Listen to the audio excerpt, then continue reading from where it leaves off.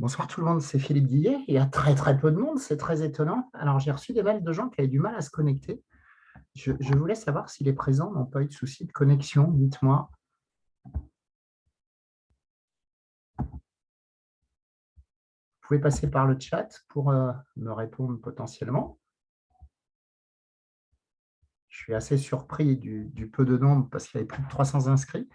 Donc j'espère que la connexion fonctionne.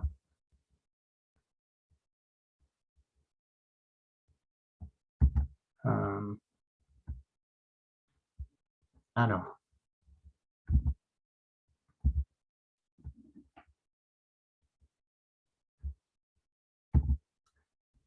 Y a-t-il quelqu'un?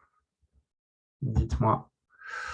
Oui, la connexion a été facile. Merci beaucoup l'INSEE. Donc c'est assez curieux. Eh ben, écoutez, c'est pas grave. On va faire en tout petit comité. On va quand même attendre quelques petites secondes parce que décidément, ça me paraît assez curieux. Je vais juste vérifier tranquillement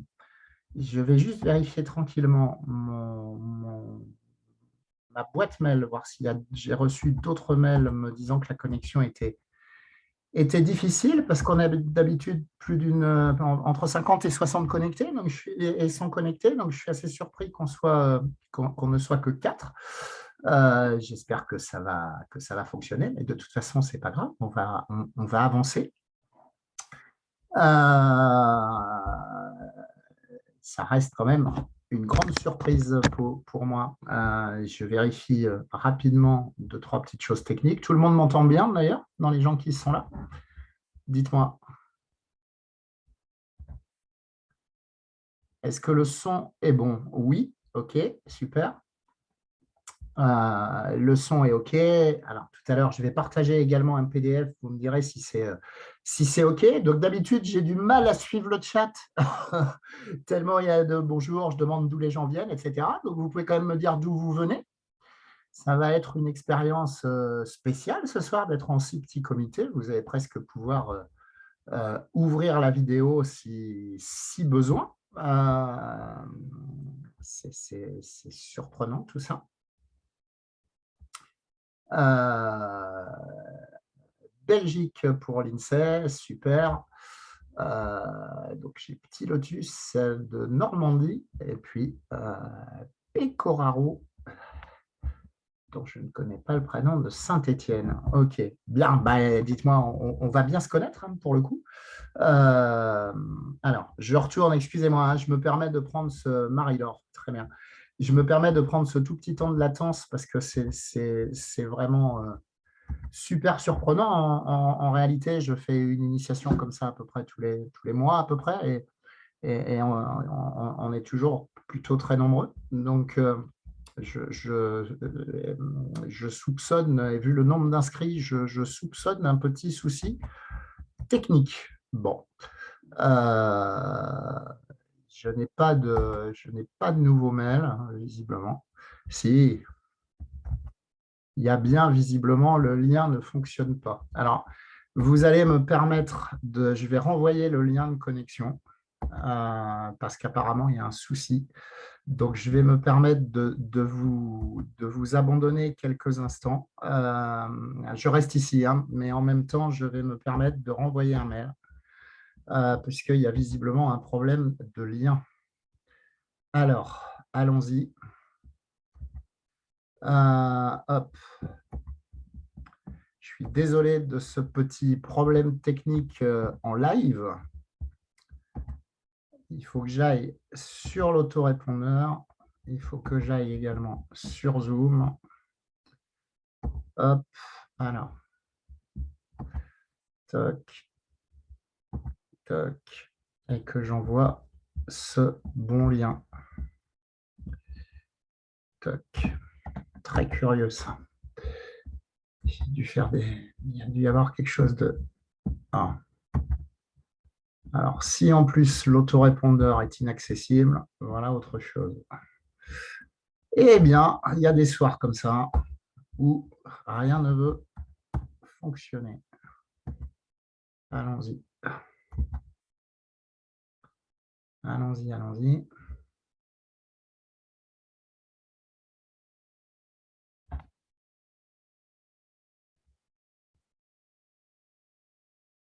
Ça, alors, tout est contre moi, puisque l'autorépondeur est lui-même inaccessible. Alors, je vais me permettre, hein, je suis désolé de ce contretemps.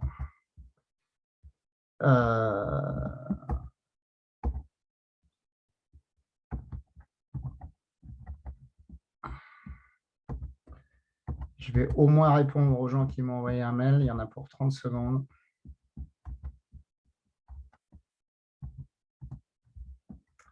Voilà. Hop.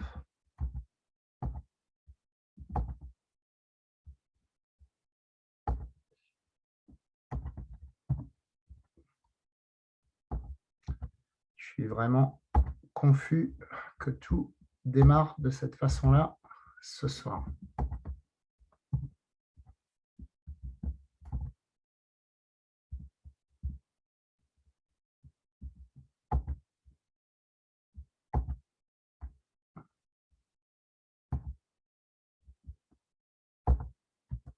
Et oui, je commence à... Hop.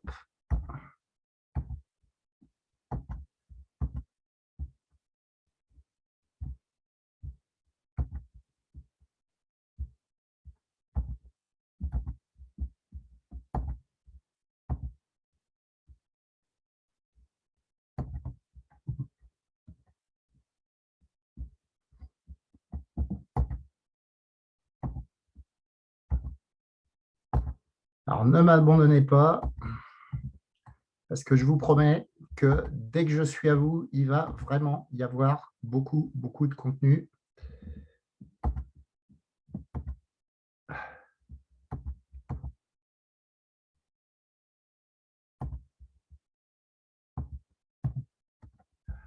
Hop.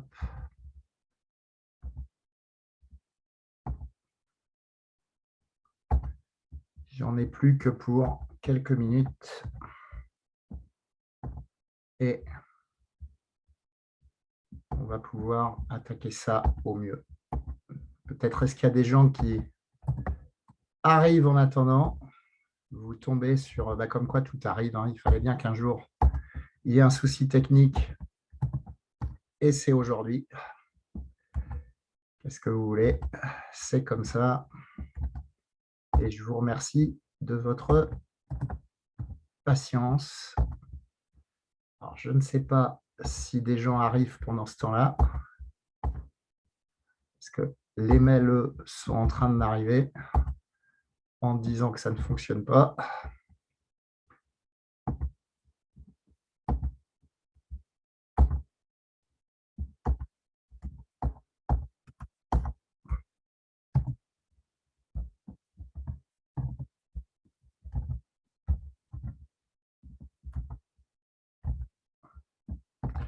Voilà.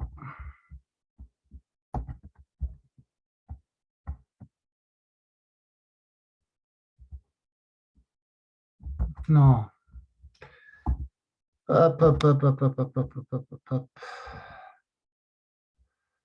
Bon, bah écoutez, donc, c'est quand même un peu compliqué.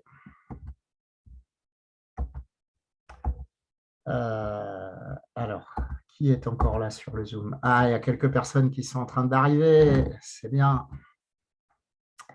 Malgré tout, ça arrive un petit peu. Bonjour à tous. Il y a eu visiblement un énorme souci de connexion que je suis en train d'essayer de réparer au mieux. Je vais vous demander encore 5 petites minutes parce que je pense sincèrement que pour certaines personnes, c'est compliqué. Alors, si je pouvais juste reprendre. Voilà. Je réessaye quelque chose. Vous me donnez encore 2 petites minutes, s'il vous plaît. Parce qu'en plus, l'accès à l'autorépondeur où se trouve ma liste mail est actuellement doit être en maintenance et tout est contre moi. Peut-être même que c'est à cause de ça d'ailleurs qu'il y a eu un souci de lien. C'est bien possible, puisqu'il n'y a pas moyen de se connecter à l'autorépondeur. Tout est contre moi. Eh ben, vous savez quoi? On va quand même démarrer. Hein. Hop. On va quand même démarrer. Je pense que ça va être important. Hop. Il est encore.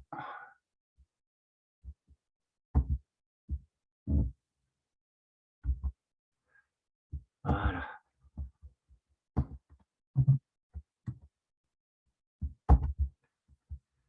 Alors, on va faire comme on peut maintenant, tant pis, hein, je ne vais pas pouvoir faire mieux. Peut-être je ferai une petite interruption tout à l'heure pour voir si l'autorépondeur veut se lancer, mais pour l'instant, ça n'est toujours pas le cas.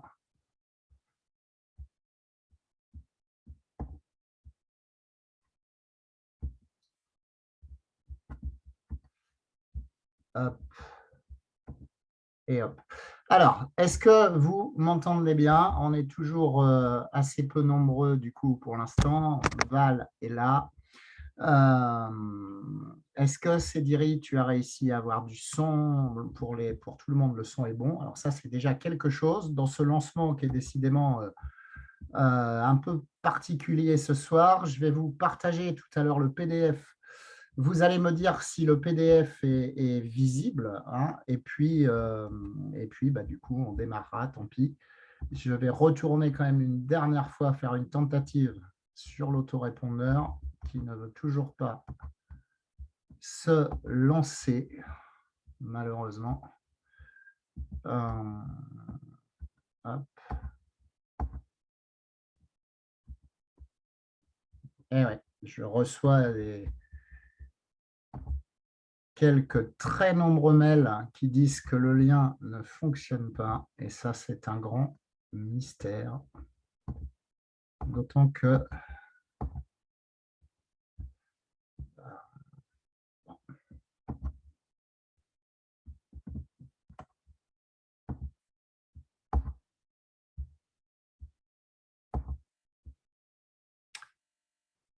ah, ça y est, je peux me connecter à mon autorépondeur. Donc, encore, je vais vous demander encore 3 petites minutes de façon à renvoyer un mail à toute la liste qui va partir tout de suite et qui devrait me permettre, du coup, si c'est possible, il y a des services qui ont l'air de revenir un petit peu.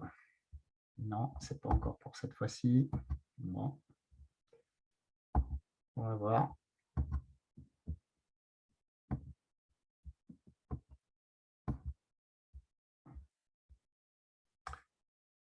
Bien. Eh bien, écoutez, ce que je vous propose, parce que sinon, vous aussi, je vais vous faire fuir en ce début. Il y a quelques personnes qui commencent à arriver. On est donc 9.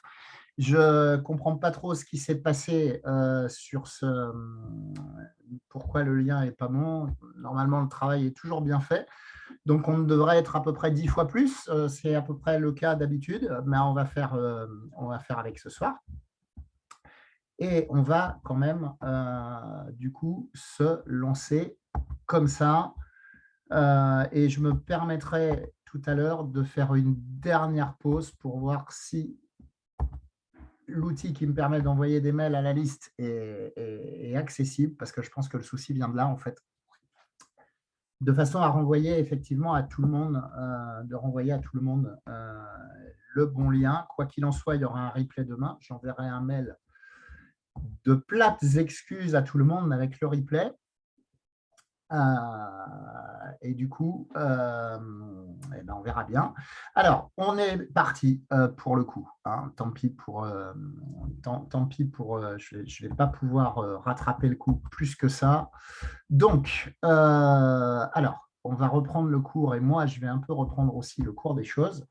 Donc, on est parti pour ce soir. Normalement, on est parti pour 2 heures à peu près, parce que c'est vrai qu'on ne sait jamais trop à quoi s'attendre quand on se lance là comme ça sur l'initiation et qu'on s'inscrit sur Facebook. Et la preuve, vous devez commencer à vous demander où vous êtes tombé, parce que C'est un drôle de départ. Alors, c'est un drôle de départ pour moi aussi, parce que ça fait plusieurs années que je dispense des initiations comme ça. Et pas de bol, c'est la première fois qu'il y a un truc qui merdouille de cette façon-là. Du coup, plusieurs choses. Je vais d'abord vous expliquer un petit peu sur l'organisation de cette initiation. Alors, j'espère que malgré ce bug, les gens qui ne sont pas là ce soir nous rejoindront sur le deuxième webinaire. Donc, l'initiation va durer une semaine. Pendant cette semaine, il y aura le Zoom de ce soir et je vais vous donner les contenus du Zoom de ce soir. Dimanche soir, 20h30, il y aura un deuxième Zoom, effectivement, avec de nouveaux contenus. Et puis, le jeudi soir également. Donc, ce soir, au programme, je vais d'abord me présenter rapidement parce que c'est important. Puis je pense que c'est important, peut-être certains… Alors, quand il y a beaucoup de monde, je dis peut-être certains me connaissent et d'autres pas du tout. Là, je ne sais pas trop ce qu'il en est parce qu'on est vraiment en comité restreint, mais c'est de toute façon un peu compliqué de comprendre ce que je fais, comment s'organisent les choses sans connaître un peu mon histoire. Donc, très rapidement, je vous la présenterai. On attaquera ensuite tout ce qui est… il va y avoir 3 grands plans ce soir, tout ce qui est fonctionnement cérébral.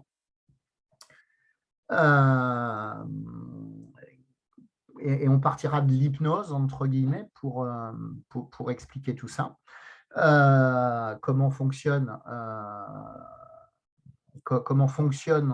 en réalité le cerveau, qu'est-ce que l'hypnose, qu'est-ce que ça n'est pas, et puis on verra un petit peu comment optimiser au mieux le fonctionnement de son propre cerveau en fonction des zones conscientes, inconscientes. Je reprendrai toutes ces explications. Alors je vous le dis aussi, entre les Zooms, je vais vous donner des homework, vous allez avoir du travail en réalité, et ça peut être bien de prévoir un peu de temps entre les homework entre les Zooms, pardon, pour faire ces homework, parce que vous allez vraiment avoir un peu de boulot quand même entre chaque homework. Donc, si vous voulez profiter de cette initiation gratuite, peut-être est-ce que prévoir un petit peu de temps de travail entre chaque Zoom peut être quelque chose de bien. Du coup, ensuite, quand on aura vu ça, on verra comment mener une anamnèse et en particulier comment vous allez pouvoir peut-être mieux travailler des objectifs, des projets, et puis on verra enfin un vrai questionnaire de coaching qui est enseigné dans toutes les formations de coaching et que vous pourrez apprendre à utiliser. On définira aussi un petit peu mieux ce qu'est le coaching, on parlera écoute active, reformulation, etc. Et puis, en toute fin de Zoom, je vous présenterai également la formation professionnelle Hypno-Coaching 3.0, qui est une formation complète d'1 an, qui intègre à la fois hypnose, coaching, PNL, EFT dans la même formation, et qui est une formation très complète. Ça, c'est seulement pour les gens que ça intéressera, et ça prendra 5-10 minutes en fin de Zoom. En termes de contenu de cette initiation gratuite, dimanche prochain, on attaquera l'hypnose vraiment. Vous apprendrez dimanche à faire une petite induction hypnotique en toute sécurité. Un premier protocole aussi. Et puis, on parlera aussi étape du changement en coaching. Ça, ce sera dimanche soir. Et puis, jeudi soir, le dernier soir, ce sera peut-être le soir le plus dense en réalité en termes de contenu. On abordera une deuxième induction hypnotique, apprendre à la faire, avec un deuxième vrai protocole qui s'apprend, entre guillemets, dans toutes les formations. Et puis, on verra ensuite, on parlera PNL, ensuite on introduira la PNL, on verra les principaux principes de la PNL, on verra une deuxième technique de questionnement en coaching également. Et puis en fin de Zoom, on abordera l'EFT. Et en fait, ce sera tellement dense que le jeudi soir, à la fin du Zoom, je vous donnerai en plus, vous recevrez le lendemain matin en plus 3 liens vers des vidéos pour pouvoir vraiment utiliser l'EFT, enfin les rondes de base de l'EFT pour vous. Alors, on est à nouveau, je vous le dis, pas très nombreux ce soir, du coup, avec ces soucis de connexion là. C'est plus facile pour moi de voir ou pour vous de dire un petit peu ce que vous faites, ce que vous ne faites pas.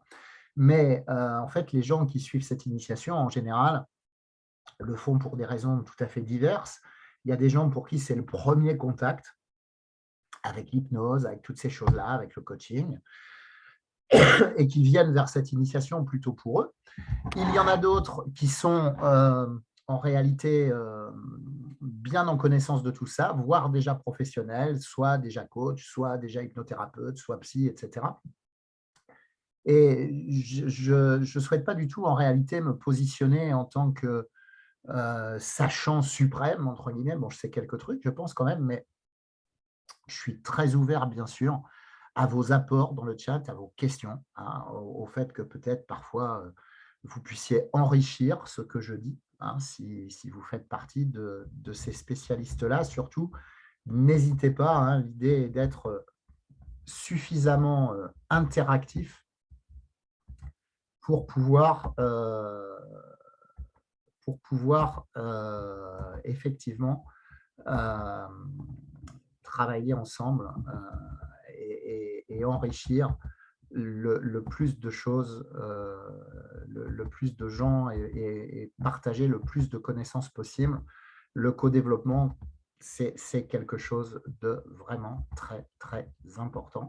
Donc, il ne faut pas hésiter. Alors, je regarde à nouveau un petit peu s'il y a des accès qui sont possibles, mais visiblement, ça ne vient pas, décidément. Et donc, on va démarrer pour le coup, puisqu'il n'y a rien de possible. Je crois que je vais renoncer à récupérer les choses. Du coup, je vais vous partager maintenant le petit PDF que j'utilise habituellement. Vous allez me dire si ce partage est OK pour vous. Et on va donc démarrer pour de vrai. Avez-vous bien le partage à l'écran? Dites-moi. Vous pouvez bien sûr me répondre dans le chat et a priori, c'est OK. Donc, c'est parfait. Très bien. Donc, j'aime bien toujours partir sur cette deuxième petite slide, couper les sources de distraction, le mari, la femme, les enfants, le chat, le chien, le perroquet, puis surtout tout ce qui consomme de la bande passante, Facebook, les notifications. On est tellement sollicité aujourd'hui que c'est parfois difficile de ne pas zapper. Or, c'est important d'être focus pour retenir les choses, d'être capable de se mettre un petit peu en mode avion, hein, entre guillemets. C'est important, hein. Donc, surtout, essayez d'être focus. Pourquoi pas même aller jusqu'à oser couper le téléphone portable.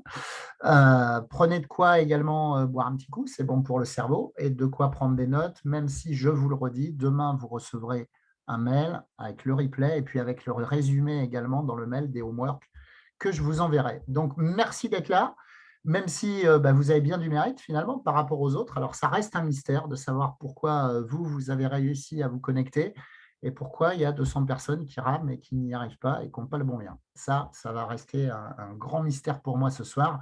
Et ma foi, je vais renoncer à l'expliquer, hein. Il y a des fois où il faut savoir accepter les choses qu'on ne peut pas changer. Du coup, je vais commencer par moi un petit peu. Une fois, je vais faire ma petite crise d'ego, mais je pense que c'est assez important pour que vous compreniez un petit peu le sens un petit peu de ce que je fais, de pourquoi je le fais, etc. Donc moi, en fait, j'ai eu une enfance relativement heureuse, hein. Je n'ai pas manqué d'amour, même si mon père est mort quand j'étais petit, je devais avoir 3-4 ans, mais bon. Mais très vite, à l'adolescence, j'étais bon élève, mais je me sentais rarement tout à fait à ma place. Bon, ça ne m'a pas empêché d'être assez bon élève. J'ai passé mon bac. Ensuite, j'ai fait une prépa lettres, Hippocagne, Cagne. Mais très vite, je me sentais, j'avais l'impression de jamais être vraiment à ma place, de ne pas être très bien dans ma peau. J'ai arrêté les études, j'étais sportif aussi. Je suis parti jouer au tennis, j'ai gagné ma vie avec le tennis. J'avais 20 ans et là, je me sentais tellement en décalage, tellement pas à ma place, que je suis allé pas forcément vers les bonnes fréquentations. Alors, j'avais ma part, hein, bien sûr, là-dedans. Et je suis très, très vite tombé dans les addictions, alcool, drogue, qui ont eu un effet bœuf sur moi, puisque à 23 ans, j'étais SDF dans la rue. Et je suis descendu très vite, très, très bas. Et comment pourrais-je vous dire ça? J'ai eu cette chance de très rapidement faire les bonnes rencontres. Et à la fin de cette année, de mes 23 ans, en fait, j'ai eu la chance de sortir de cette galère, vraiment. Et ça a été une expérience très marquante pour moi parce que sortir de tout ça m'a transformé et m'a transformé positivement, en fait. J'étais plus le même bonhomme après. Il s'était passé un truc, je me sentais ouvert à quelque chose, je m'ouvrais à la vie. Je ne sais pas si on peut parler de naissance ou de renaissance, mais en tout cas, il y a vraiment quelque chose de très, très puissant qui s'est produit. Vraiment quelque chose de très, très puissant qui s'est produit. Donc ça, c'était à 23 ans. Quand je suis sorti de là, malgré tout, je ne savais pas trop quoi faire, donc j'ai repris mes études. J'ai passé le CAPES, je suis devenu prof de français et pendant quelques années, là, entre 25 et 30 ans, un peu moins, j'ai enseigné. J'ai adoré ça. Mais je sentais que mon histoire me guidait vers autre chose. Je sentais que même si j'adorais transmettre, d'ailleurs, je l'ai mis, je crois, la transmission hein, dans les valeurs, hein, dans mes valeurs, entre guillemets, dans mes piliers. Mais je sentais que ma vie faisait que j'avais autre chose à transmettre, en réalité. Alors, j'ai repris des études, psycho, etc. Le coaching était en train d'arriver en France aussi et j'ai été à cette époque-là boulimique de formation. Je me suis formé à un tas de choses, le coaching, l'hypnose, l'analyse transactionnelle. Alors, pas encore le l'EFT parce que c'était pas arrivé en France. La PNL, la communication non violente, bref, tout un tas de choses. J'étais boulimique de formation.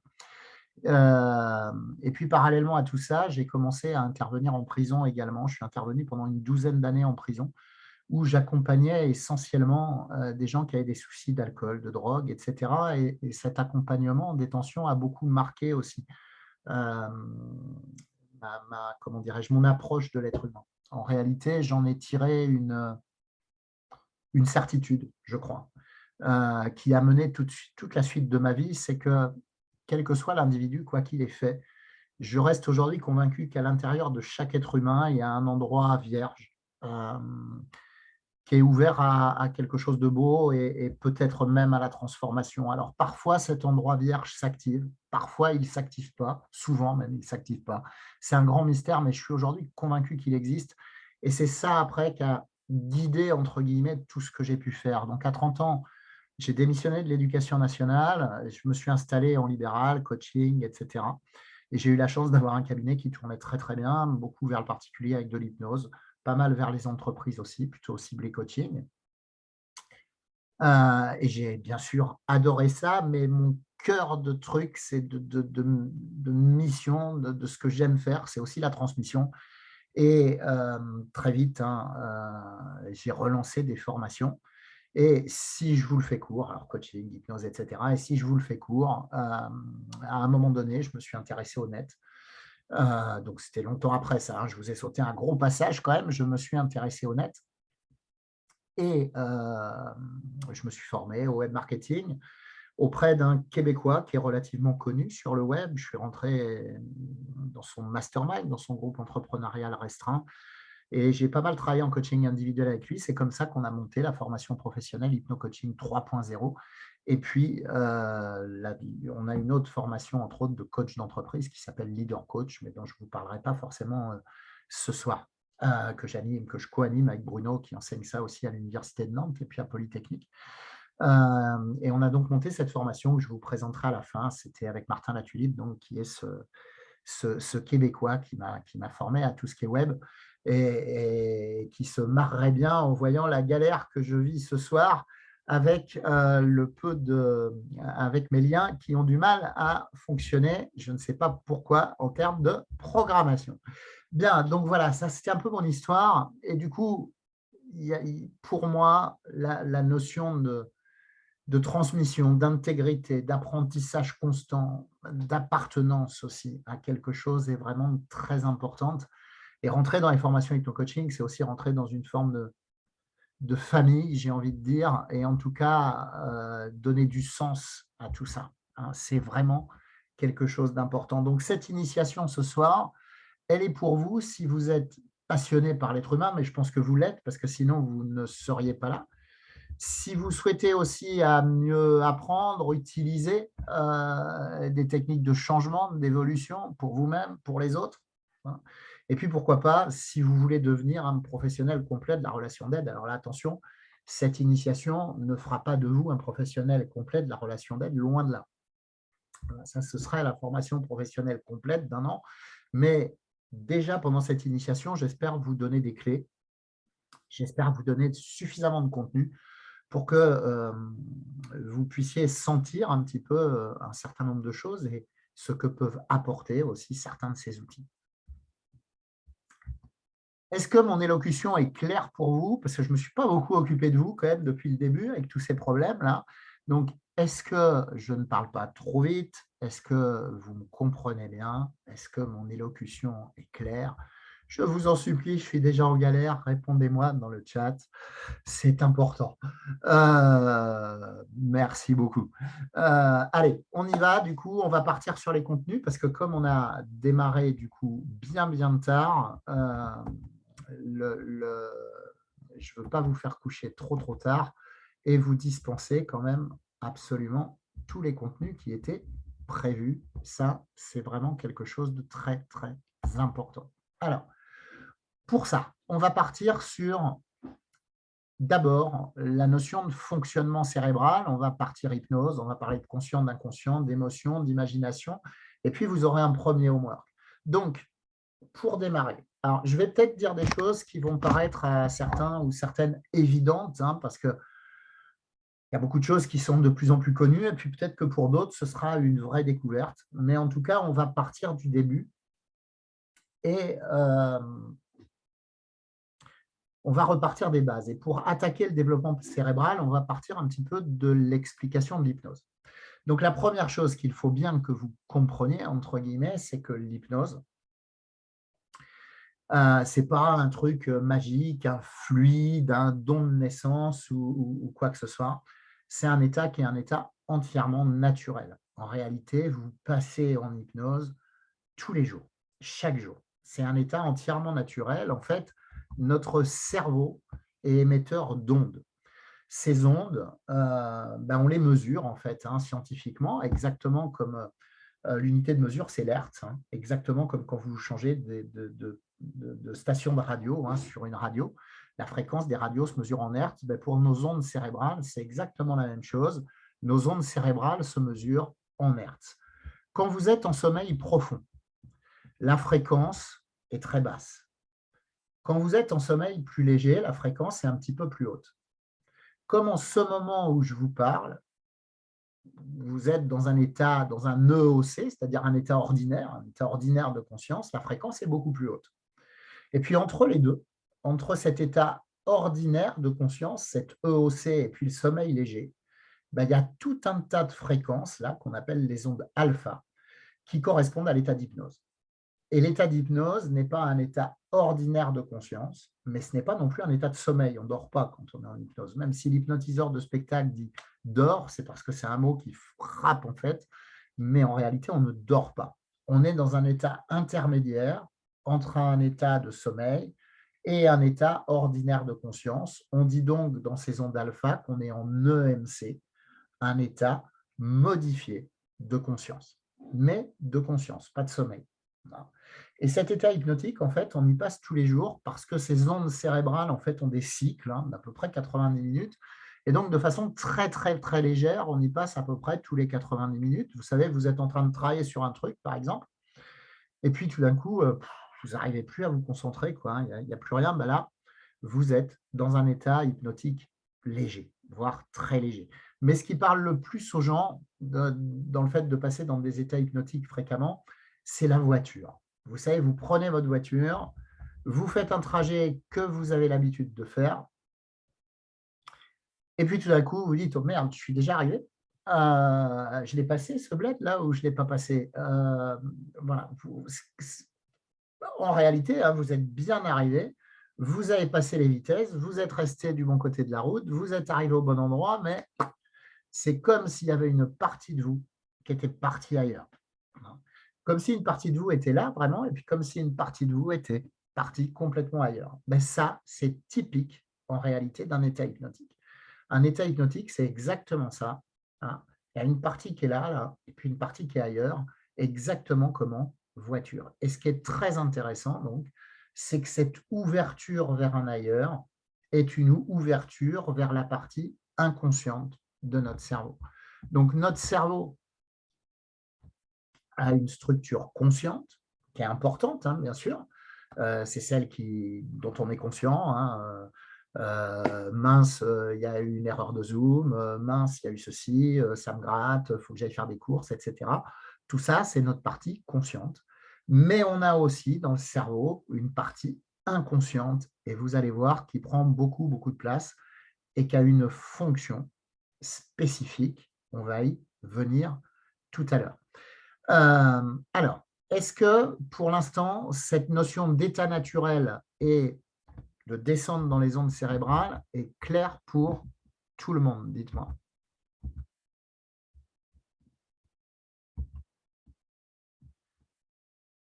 N'hésitez pas à me dire ça in the chat. Parfait, c'est clair pour vous, c'est très clair. Alors, tout va bien, donc on continue. Donc, j'étais en train de vous dire une partie consciente, une partie inconsciente, et que vous puissiez un petit peu mesurer les choses. En réalité, alors j'ai mis cette photo qui est très connue là, de l'iceberg qu'on voit souvent circuler sur les réseaux sociaux. En fait, la partie émergée de l'iceberg, celle qui est hors de l'eau, là, représenterait notre cerveau conscient. Et la partie immergée de l'iceberg, celle qui est sous l'eau, et encore elle est trop petite en proportion, pour tout vous dire, représenterait la partie inconsciente.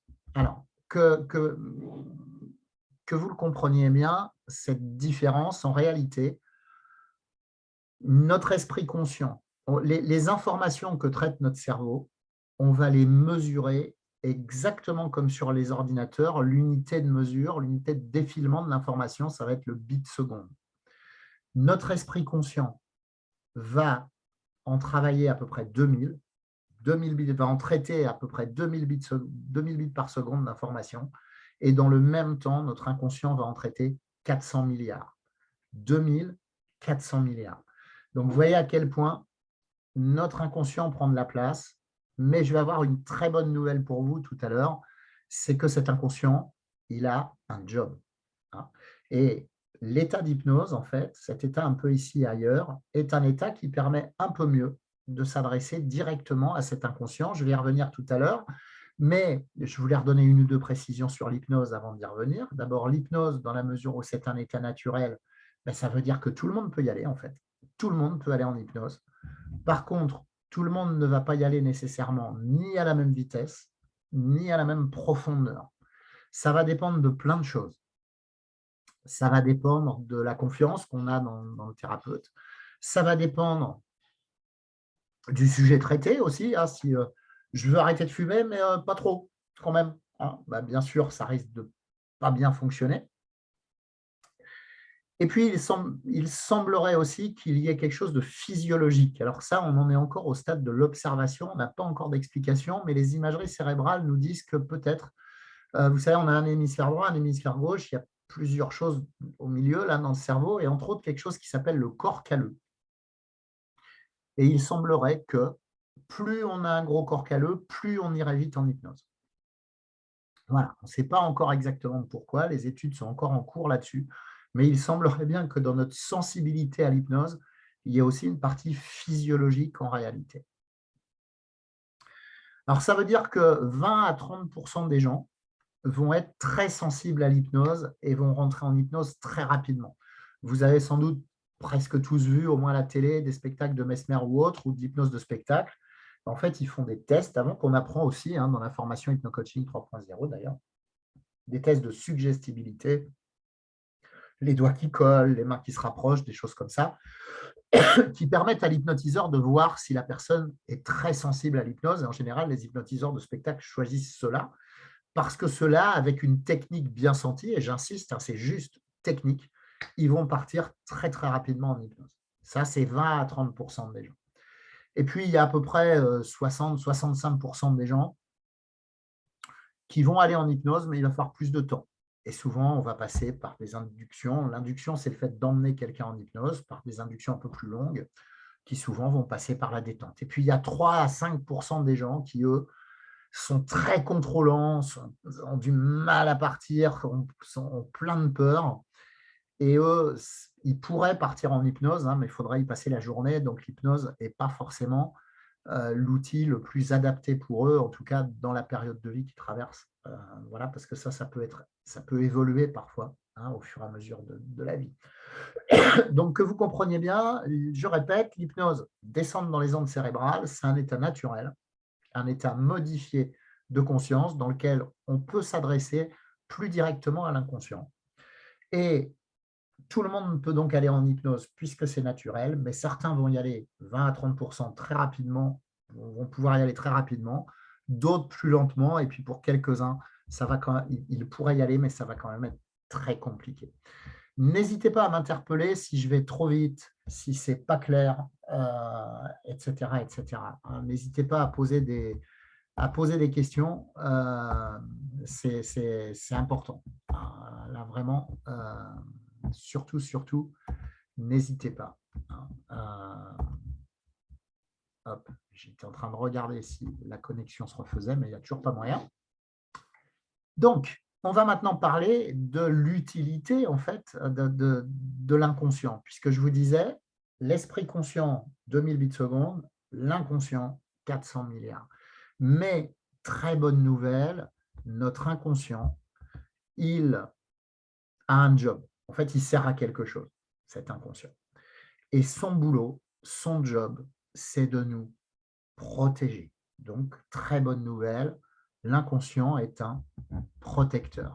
Alors, attention, c'est d'abord un protecteur physiologique. Et au niveau physiologique, il le fait très très bien en fait.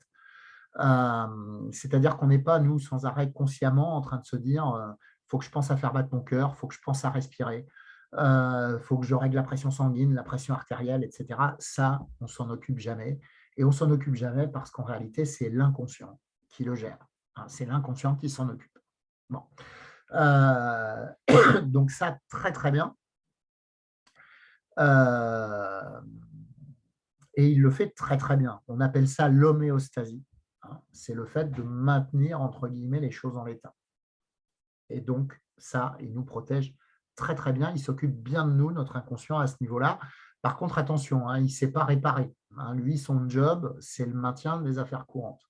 Mais s'il y a un truc qui est cassé, s'il y a un truc qui ne fonctionne plus, là, il faut aller à l'hôpital, il faut aller voir le médecin.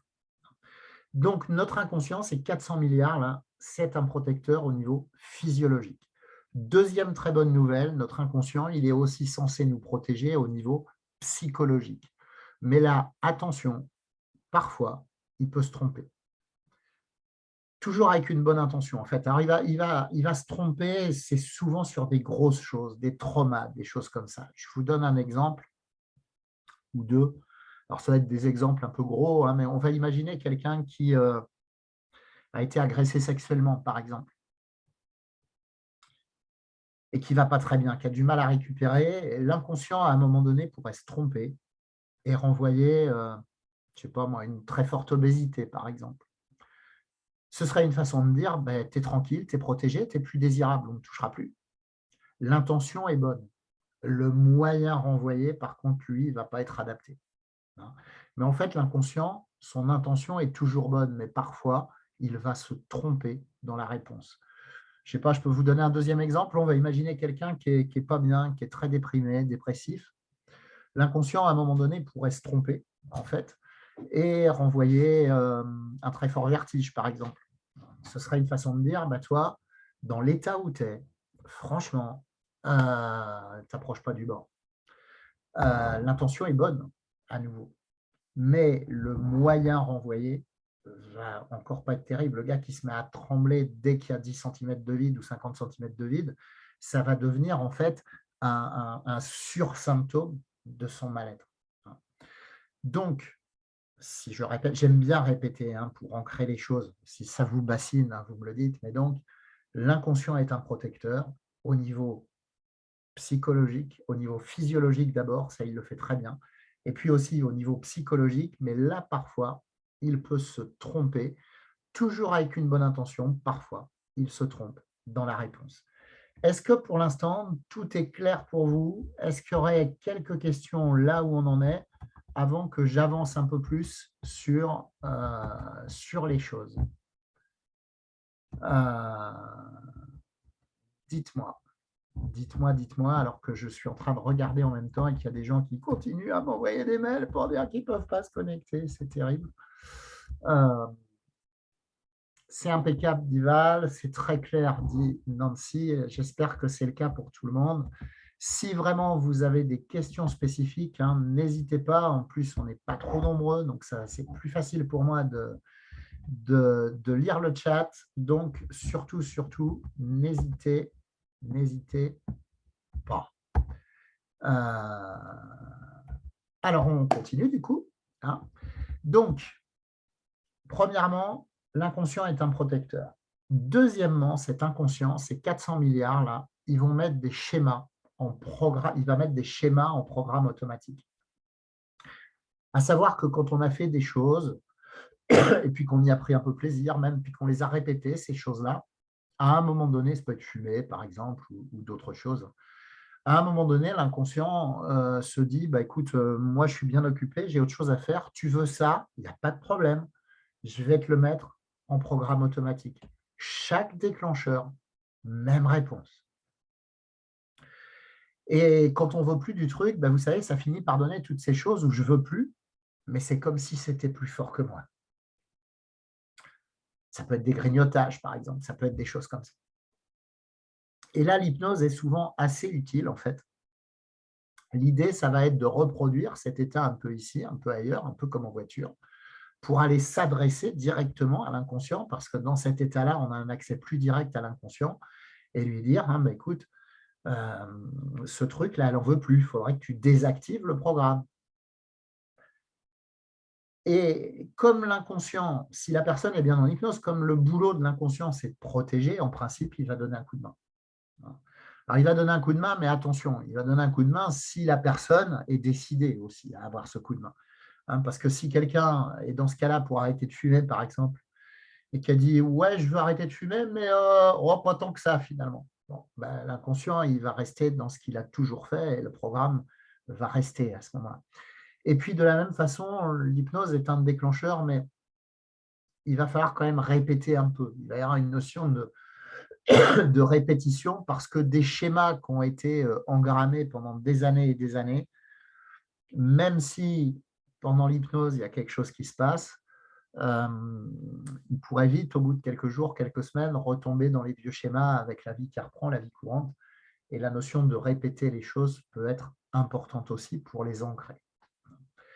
Donc, on l'a vu, l'inconscient, il met des choses en programmation automatique. Et des fois, c'est un peu compliqué. On a l'impression que c'est des choses qui deviennent plus fortes que nous quand on veut s'en libérer. Ça, c'était donc la deuxième chose. Et puis, troisième chose, c'est au niveau des émotions. Alors, je ne sais pas trop, vous, comment, quel rapport vous avez à vos émotions. Mais ce qu'il faut bien comprendre, c'est qu'une émotion, ça peut être très positif, très agréable ou très désagréable. Mais en réalité, c'est utile. Ce serait assez bizarre quand même qu'on soit aussi bien fait, le cerveau, les petits doigts de pied, les mains, les petits vaisseaux, etc., et qu'on ressente des trucs toute la journée qui serviraient à rien. Donc, en réalité, nos émotions, elles sont utiles. L'étymologie latine du mot émotion, ex movere, ça veut dire se mettre en mouvement vers l'extérieur. Et c'est ça, en fait, le job d'une émotion, c'est de faire toc, toc, toc, change quelque chose. Alors, si c'est une bonne émotion, c'est continue comme ça. Ou mets quelque chose en place pour que ça dure. Si c'est une émotion plus désagréable, c'est pose-toi et puis réfléchis un peu. Qu'est-ce que tu ressens? Où est-ce que ça doit t'emmener? Qu'est-ce qu'il faut faire pour faire disparaître cette émotion? Etc. Et ça, on n'a pas bien l'habitude, en fait, de faire ça. Hein. Les émotions, enfin, dans ma génération, Faut être fort, qu'est-ce que c'est que cette pignouse, un homme, ça pleure pas, etc., etc. On n'a pas été tellement éduqués à ça. Et puis même quand on l'est, sur certaines choses, c'est pas toujours si facile de se poser et de faire le point et de trouver la bonne réponse. Parce que quand on donne la bonne réponse à l'émotion, elle disparaît en réalité. Mais si on ne lui donne pas de réponse à cette émotion, ben en réalité, elle faisait toc-toc là, et puis comme on ne lui répond pas, à un moment donné, elle va faire Hey, je te parle, wow, je te parle. Et là, ça va commencer à faire mal un peu, ça va commencer à secouer un peu. Alors c'est souvent là que certaines personnes vont prendre des antidépresseurs, par exemple. Alors j'ai strictement rien contre les antidépresseurs, ça peut être parfois utile, ce n'est pas la peine de souffrir pour rien, mais attention, si ça n'est l'antidépresseur, en fait, c'est comme si je mettais un édredon parmi l'émotion, par-dessus l'émotion, donc ça tape moins fort. Voilà, c'est étouffé. Mais si derrière, je ne réponds pas à l'émotion, à un moment donné, elle va sortir la tête de l'édredon, puis elle va se remettre à taper. Et là, il va falloir que je reprenne encore plus d'antidépresseurs, etc., etc. Donc, quoi qu'il en soit, il va être utile vraiment de réfléchir, de se poser. C'est à ça que servent nos métiers, enfin les métiers d'accompagnement, coach, hypno-coach, psy, etc. C'est avoir un espace qui va permettre de faire le point aussi sur certaines choses, de trouver des réponses et de ne pas rester tout seul, parce que parfois tout seul, c'est compliqué de trouver les bonnes réponses. Et si on ne les trouve pas, ça peut frapper fort. Alors, en réalité, l'émotion, son message est parfois assez pragmatique. L'homme préhistorique, quand il avait peur, c'était pour lui dire va te cacher, il y a un mammouth. Et puis, une fois que tu es caché, sors la tête. S'il y a juste un mammouth qui passe, ça va. S'il y a tout un troupeau de mammouths qui est en train de s'installer, il va réfléchir. Il va falloir peut-être aller s'installer ailleurs ou construire une palissade, etc., etc. Et bien souvent, les gens laissent des troupeaux de mammouths s'installer avant de faire quelque chose. Donc, c'est vraiment important d'apprendre à apprivoiser ces émotions, à les considérer comme des messagères et à leur donner les bonnes réponses. Et puis parfois, ce qui se passe, et c'est là que l'inconscient va avoir un rôle, c'est qu'on n'arrive pas du tout à répondre à l'inconscient pour tout un tas de raisons, soit parce qu'on n'a pas le mode d'emploi, soit parce qu'on ne veut pas, soit parce qu'un homme c'est fort, etc. Alors on va être très... Le truc peut venir rapidement chez certains, beaucoup plus lentement chez d'autres, mais ce qui va se passer à un moment donné, c'est que l'émotion, elle en a marre de taper si on ne lui répond pas. À un moment donné, elle va se dire, mais il ne comprend rien. Et là, l'émotion, elle va appeler l'inconscient. Elle va lui dire, donne-moi un coup de main pour lui passer le message, parce que moi, je n'y arrive pas. Et l'inconscient va bien donner un coup de main, mais là, ça va être beaucoup, beaucoup plus désagréable. Ça va passer par le corps, c'est ce qu'on va appeler la somatisation. Alors, ça peut être les gens qui font des crises d'angoisse, ça peut être une anxiété qui se généralise, des addictions, des dermatites, vous savez, des problèmes de peau qui surviennent sans trop d'explications. Ça peut être des choses comme ça, où l'idée est toujours de dire hey, on te parle, change quelque chose. Alors, l'hypnose peut être assez efficace également sur des crises d'angoisse. En fait, l'idée, c'est là encore de reproduire cet état un peu ici ailleurs pour dire à l'inconscient, arrête d'envoyer les crises d'angoisse, ça y est, il a compris le message de l'émotion, il travaille dessus. Mais alors attention, alors je schématise, il y a des protocoles spécifiques qui s'apprennent dans la formation en fait pour ça, mais le principe de base, c'est quand même ça. Mais alors attention, parce que si avec l'hypnose est loin d'être un miracle, si on désactive grâce à ça, il va quand même falloir travailler, entre guillemets, sur les réponses émotionnelles derrière, passer plusieurs séances pour mettre des choses en place. Parce que le cerveau a horreur du vide. Donc, si on lui enlève un truc et qu'on propose rien à la place, il va faire une chose qu'on appelle en psychologie la substitution de symptômes, c'est-à-dire qu'il va remplacer par quelque chose d'autre qui est aussi pourri, voire plus pourri. Soit il va remettre la même chose, soit il va remplacer par quelque chose d'autre. Donc attention, je ne suis pas très… C'est pour ça que la formation hypno-coaching est un assemblage d'outils et que dans cette formation, je vous explique que le changement, c'est un processus, qu'on change quand même rarement profondément en un claquement de doigts. Et je ne suis pas super pour l'hypnose qui est vendue en one-shot comme ça pour enlever des choses sans travailler un petit peu sur la suite. Parce que ça ne sert à rien d'aider quelqu'un avec une séance d'hypnose à arrêter de boire si c'est pour qu'il tombe dans l'héroïne 15 jours après. Donc ça, c'est quelque chose qui est important à comprendre. Est-ce que c'est clair pour vous également au niveau des émotions? Donc, si je répète, l'hypnose est un état naturel, une ouverture à l'inconscient, 2000 bits secondes pour le conscient, 400 milliards pour l'inconscient. Et cet inconscient est un protecteur physiologique, psychologique, mais des fois, il se trompe. Et puis, il met des schémas en automatique. Et enfin, il joue un rôle selon la façon dont on appréhende nos émotions, parce qu'il est vraiment important de considérer que nos émotions sont, entre guillemets, nos amis. Est-ce que c'est clair pour vous? J'ai l'impression d'aller assez vite parce que le début de Zoom m'a forcément perturbé un petit peu. Donc, est-ce que je ne vais pas trop vite? Est-ce que vous avez des questions? Allez-y. Je laisse, surtout si vous avez des questions, n'hésitez pas. Hein, on est là pour ça. Je suis là pour ça. Et sachez-le de toute façon, hein, pendant toute cette semaine, même si ça risque d'être un peu moins agité, entre guillemets, que s'il y avait beaucoup de monde, je suis là pour vous. Moi, j'ai prévu du temps pour vous, pour répondre sur le club Hypno-Coaching, le groupe Facebook fermé. Hein, ça va être vraiment… donc, n'hésitez pas, hein, si vous avez besoin de poser des questions ou des choses comme ça. A priori, tout va bien. Donc, écoutez, on va continuer si tout va bien.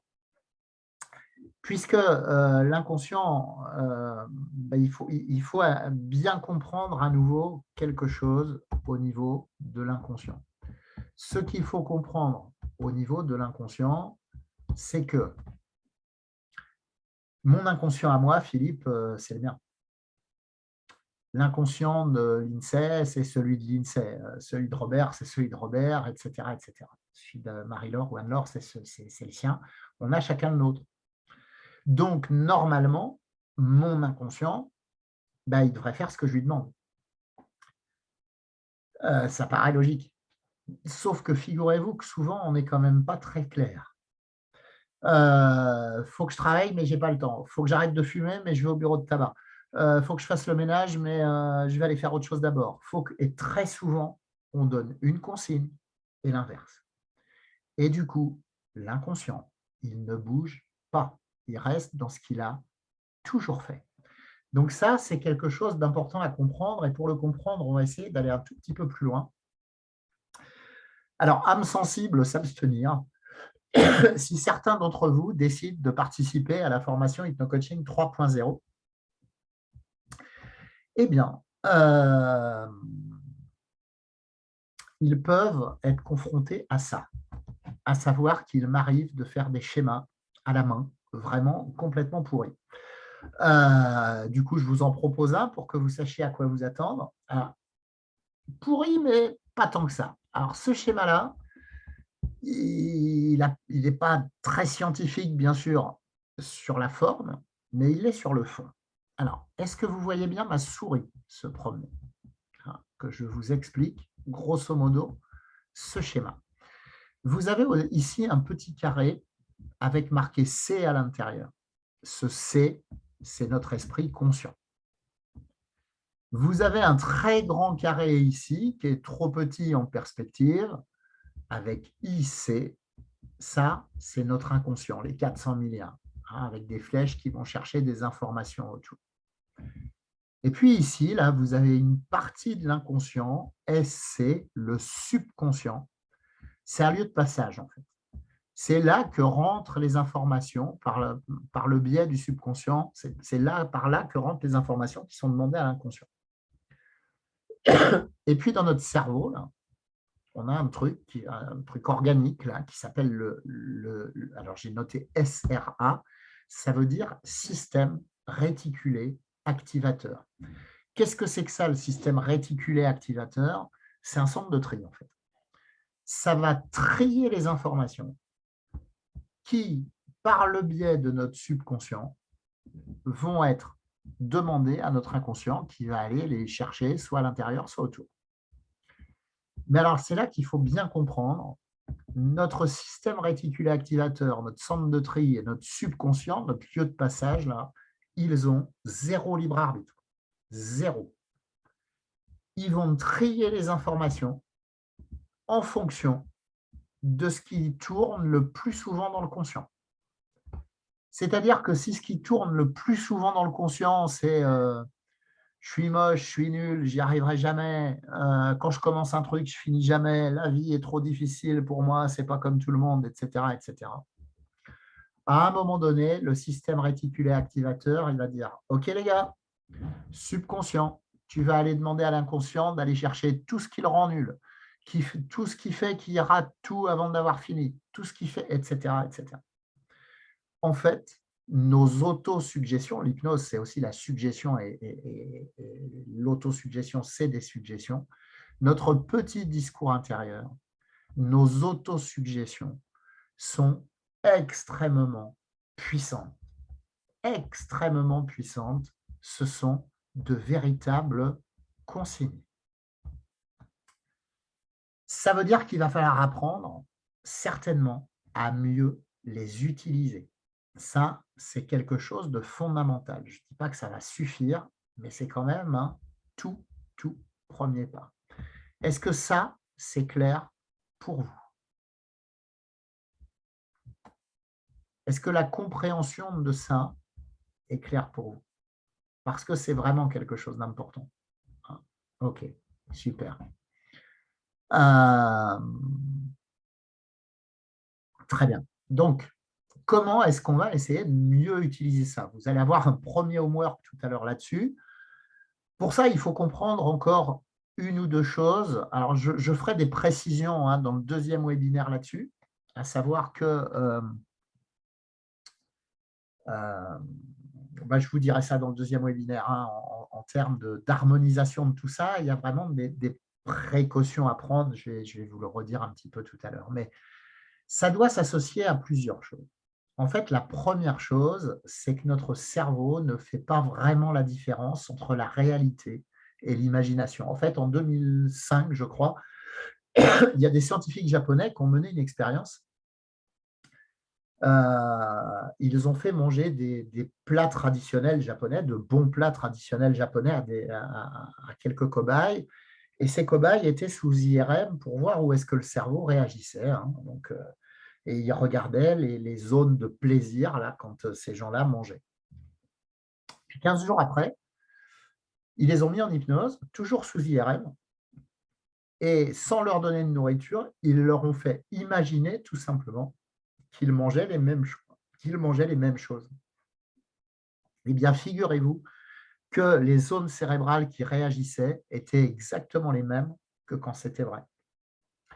Ça veut dire que quand on fait un truc, je ne sais pas moi, se gratter le dessus du bras par exemple, ou quand on imagine vraiment qu'on le fait, c'est la même zone cérébrale, c'est la même zone du cerveau qui va réagir. Ça veut dire que notre imagination, ça ne suffit pas, mais c'est quand même comme un muscle hyper puissant. Alors, les sportifs de haut niveau l'ont bien compris, ils font depuis très longtemps de la visualisation, etc. etc. Mais c'est important de comprendre ça. En gros, vous allez au cinéma, puis pour une raison X ou Y, vous allez voir un film d'horreur, et puis à un moment donné, vous sautez sur votre siège, vous avez peur. Pourtant, c'est juste un écran, et vous êtes sur un siège, vous êtes en toute sécurité, ce n'est pas vrai. Mais tous les éléments ont été mis, la musique a été amplifiée, les images, etc. Et du coup, votre cerveau rentre dedans et vous avez peur. Ça veut dire quoi? Ça veut dire que ça peut être vachement important dans sa vie d'apprendre à se faire le bon film, en fait. Ça peut être quelque chose de vraiment, vraiment fondamental.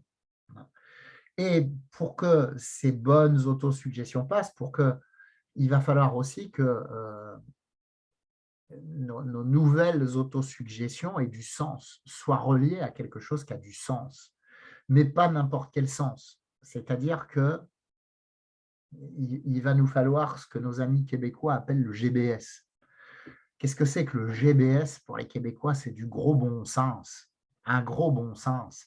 Parce que tu auras beau te dire que tu vas sauter 2,40 m en hauteur, si tu as 10 cm de détente verticale, tu n'y arriveras jamais. Donc, il va falloir mettre du sens, avoir des ambitions élevées, mais dans la limite de notre gros bon sens. Ça, c'est vraiment important pour aller vers le progrès. C'est très, très, très important. Parce que vous compreniez bien, une dernier petit apport sur le cerveau, il faut du gros bon sens pour bien régler, il faut du GBS pour bien régler le GPS de notre cerveau. Parce que notre cerveau, c'est quand même un vrai GPS. Moi, quand je vous donne un exemple que vous compreniez bien, quand j'étais plus jeune, j'ai passé le permis moto.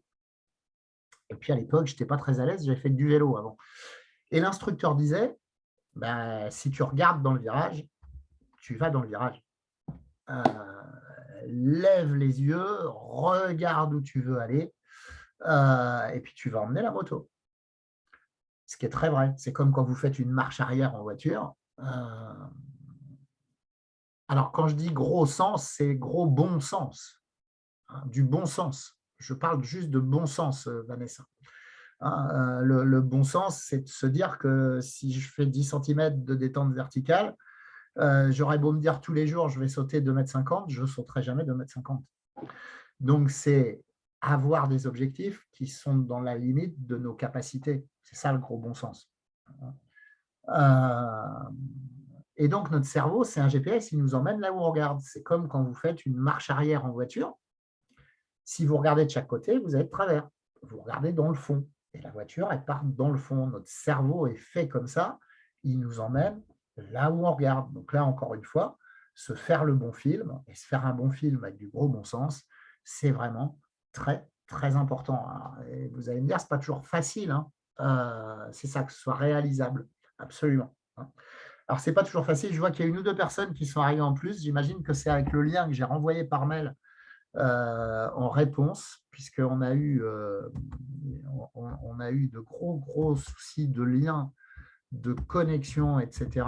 Et qu'en plus, il y a des soucis de connexion, et je pense que c'est lié à l'autorépondeur qui est actuellement en maintenance, visiblement, puisque je n'arrive pas à m'y connecter pour envoyer un message à toute la liste. Donc, tant pis, je le dis parce que je vois qu'il y a une ou deux personnes qui sont arrivées en plus.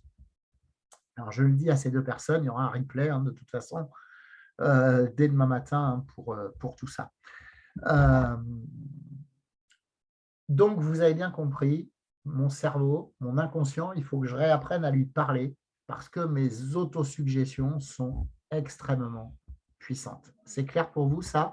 Alors, du coup, on va faire ouais, c'est ça, suite au mail. Donc, je ne sais pas trop ce qui s'est passé, Myriam. En fait, je vais renvoyer un mail à tout le monde. L'autorépondeur est bloqué. Il y a eu visiblement un gros bug ce soir. Alors, ce que je ne sais pas, c'est pourquoi une dizaine de personnes sont arrivées avec le lien et pourquoi il y en a. Parce qu'il y avait plus de 350 inscrits en fait ce soir. Alors, tout le monde ne vient pas en général. Il y a entre 50 et 100 personnes qui sont présentes. Mais je n'arrive toujours pas à comprendre pourquoi une dizaine de personnes ont réussi à venir avec le lien et pas les autres. Bon. J'essaierai de résoudre ce mystère dans la nuit. Donc, en attendant, ce qui n'est pas mystérieux, sincèrement, c'est comment faire mieux pour aller vers plus de bien-être en utilisant mieux notre cerveau. Ça, ce n'est pas mystérieux. Donc, pour ça, pour vous aider à ça, vous allez avoir un premier homework. Ce que je vais vous demander, en fait, alors pas maintenant, d'ici à dimanche, et vous pourrez le partager sur le club Hypno-Coaching, j'y reviendrai parce que c'est important de partager, de sortir les choses. Vous verrez, vous aurez une petite slide en fin de ce premier Zoom là. Ce que je vous demanderai, c'est de prendre une feuille de papier et sur cette feuille, vous avez un problème là pour… quelqu'un me dit qu'il doit y avoir un micro d'ouvert, parce que je n'ai pas de son parasite du tout, moi. Donc, en fait, relevez les 5 à 10 pensées les plus pourries qui vous reviennent le plus souvent, que vous tournez le plus souvent en boucle. et qui tire votre vie vers le bas. Et puis ces pensées, vous les notez. Par exemple, j'ai pas confiance en moi, je sais pas moi, quand je commence quelque chose, je finis jamais, je suis gros, je suis nul, je suis moche, bref, tous les trucs que vous tournez, toutes les pensées pourries que vous tournez le plus souvent en boucle, vous les notez. 5 à 10, pas plus. Puis vous allez reprendre la première pensée et puis vous la rayez, cette première pensée. C'est important. Faites ça plutôt à la main dans un premier temps. Après, vous pourrez recopier à l'ordi, mais ce n'est pas tout à fait les mêmes zones cérébrales qui travaillent et ça peut être plus puissant de le faire à la main. Donc, vous rayez. Et puis, en face, vous essayez de noter la pensée que vous devriez adopter à la place pour désormais tirer votre vie vers le haut. Alors, attention, cette nouvelle pensée, elle doit être formulée au je, au présent et sans négation. En fait, notre inconscient ne prend pas la négation. On va en faire l'expérience tout de suite. Je vais vous demander de fermer les yeux pendant 30 secondes. Allez-y, fermez les yeux maintenant. Et maintenant que vous avez les yeux fermés, surtout, surtout, surtout, ne pensez pas, je dis bien ne pensez pas à votre mère. Alors ne pensez pas à votre mère. Hein. Et puis ne pensez pas non plus à votre père. Et ne pensez surtout pas à un éléphant rose. Ne pensez pas à votre mère, pas à votre père, ne pensez pas à un éléphant rose. Il y a de très fortes chances qu'à peu près tout le monde ait vu son père, sa mère, et peut-être même pour certains, sans boire, un éléphant rose. Voilà. Tout simplement parce qu'en fait, quand on met une négation, on est obligé de se représenter la négation. Et donc, on y va. Alors, c'est vraiment très important, ça. Hein. C'est très utilisé aujourd'hui dans le coaching sportif, par exemple, en particulier dans les arts martiaux où le coach est au bord du tatami, par exemple. Hein. Mets pas ta main en haut, mets pas ta main en haut. Main haut, le gars, il va se faire planter. Et ce ne sera pas de sa faute. Là, ce sera la consigne du coach qui a été mal donnée. Et nous, dans nos vies, c'est comme quand vous avez un enfant où il ne fait pas de tâche. Dans 80% des cas, tâche. Parce qu'il est obligé de se représenter le truc. Et du coup, le cerveau avance. Donc, il est vraiment important d'essayer.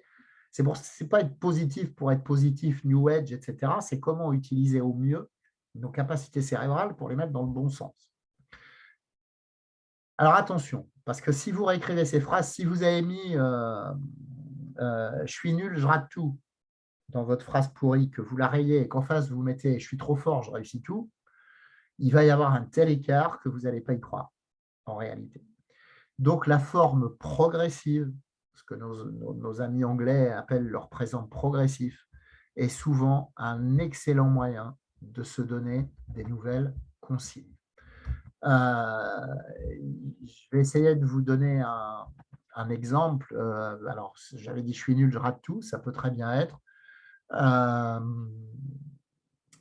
Je mets des choses en place pour prendre confiance en moi chaque jour davantage et je commence ainsi à m'ouvrir à des réussites. Et là, tout d'un coup, ça va beaucoup mieux parler puisque c'est vrai. Je suis en train de commencer à écrire des choses, je suis en train de faire des choses, donc c'est vrai. Donc, n'hésitez pas surtout à être progressif au jeu, au présent et souvent au présent progressif. Je suis en train de et sans négation. Ensuite, vous allez faire la même chose avec toutes les phrases. Qu'est-ce que j'ai besoin? Qu'est-ce que j'aurais besoin? Et il faut que ces réécritures de suggestions, elles vous parlent vraiment, qu'elles vaillent 10 sur 10 pour vous. Si c'est ça qui se passe, ça me fait vibrer émotionnellement, c'est vers ça que j'ai envie d'aller. C'est vraiment vers ça que j'ai envie d'aller. Ça me tente, c'est bien ça. Si c'est ça désormais que je commence à penser dans ma vie. Donc, donnez-vous la chance, par écrit, de les reformuler et de mettre les choses belles, que ces choses vous tentent, que ces choses vous fassent vibrer. Sans négation. Alors, est-ce que c'est clair pour vous? Parce que j'ai une consigne quand même supplémentaire avec un apport supplémentaire à vous faire sur le sujet, mais est-ce que pour l'instant, c'est toujours clair pour vous? Est-ce que ce homework, dites-moi, est clair pour vous?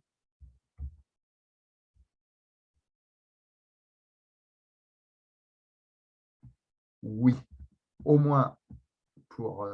D'accord, ça a l'air d'être à peu près clair pour tout le monde, donc c'est cool. Et c'est vraiment très, très important en fait.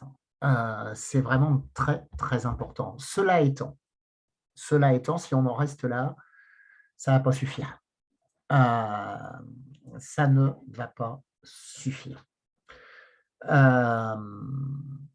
Des choses qu'on a engrammées depuis très longtemps, ce n'est pas juste reformuler une phrase qui va suffire. En fait, si vous voulez, quand on veut changer quelque chose, on commence par y penser. Et puis, cette pensée va commencer à générer des actions. Par exemple, je veux changer mon mode alimentaire, je veux manger plus sain. Allez, je m'y mets. Puis au début, on est assez enthousiaste. On se dit, ah ouais, je suis content, j'essaye de changer, tout ça. Puis assez rapidement, au bout de quelques jours, c'est dur, on n'a pas l'habitude. Et très souvent, on se dit, ouais, ça ne marche encore pas, j'arrête. Et c'est bien dommage, en fait, parce que pendant que ces pensées se mettent en route et s'accompagnent d'actions, même si c'est difficile, mais figurez-vous que dans notre cerveau, il y a des nouveaux réseaux neuronaux qui sont en train de se créer et qui correspondent en fait à ces nouvelles pensées, à ces nouveaux comportements. Alors, les réseaux neuronaux, en fait, les connexions entre les réseaux neuronaux, synapses, axones, c'est comme des fils de cuivre, en fait, avec une matière blanche autour, la myéline. Et plus je vais répéter, plus la myéline va se densifier. Et c'est ça qui crée de nouvelles habitudes, en fait. C'est ce que les neuroscientifiques ont découvert depuis une quinzaine d'années et qu'on appelle la neuroplasticité cérébrale. Ça rend très optimiste, la neuroplasticité cérébrale, parce que ça veut dire qu'on a vraiment des possibilités de changement. Que notre cerveau, quand on commence à faire des choses pour changer, ben vraiment, il se modifie, en fait. Il crée des nouveaux réseaux. Mais attention, si on arrête très vite, ben ces nouveaux réseaux vont rester inactifs. Il va falloir les activer, ces réseaux, et la seule façon de les activer, c'est par la répétition, en réalité. C'est par la répétition. Alors, il y a une légende du développement personnel qui dit qu'il faudrait répéter les choses pendant 21 jours.